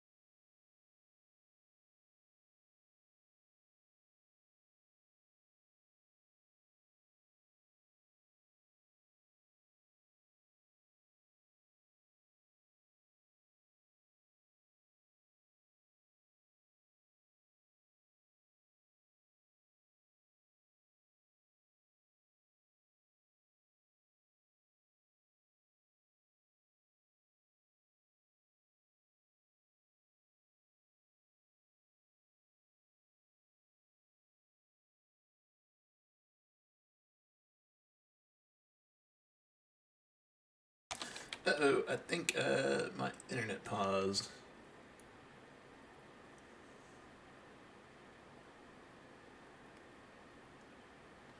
Let me rejoin speak here. Oh, is he back? Maybe he's Hello? back. Hello? I can hear you. Can you hear me? Hello. Hello. Oh, my Hello. We goodness. were just wrapping up here.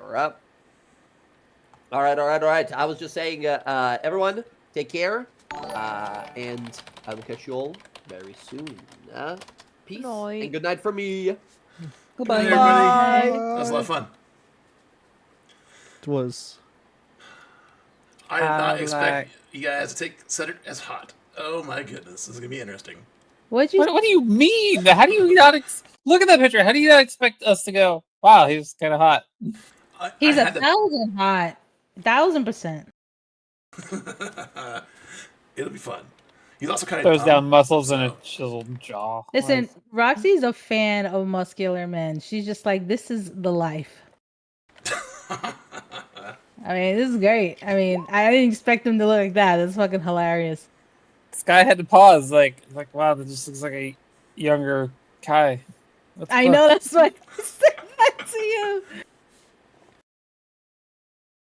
Oh boy. All right. Thanks for the game. It was a lot of fun. Bye. I look forward to next time. That'll be fun. Night night. Good. Okay. Everybody, thanks for joining us in our DawnGuard campaign. We're going to hell next time to save our friends. Let's see. Is anybody on? Or am I just going to end? Yeah, I'm just going to end. Let's see. Pop Samurai and Chicken Burrito, thanks for the resub. Totally appreciate it. And for those who, well, not maybe it's here, but bam. That actually works. Yay. All right, I'm going to hit end stream here for the night, and I'm going to go to bed. Got a long week ahead of me, but hopefully I'll be able to stream some Marvel Rivals this week at some point. I've been enjoying the hell out of that game. And then Thursday we had the Wild Mount campaign. And then Sunday again for the DawnGuard campaign. So I will see you guys soon. Have a great week. Bye!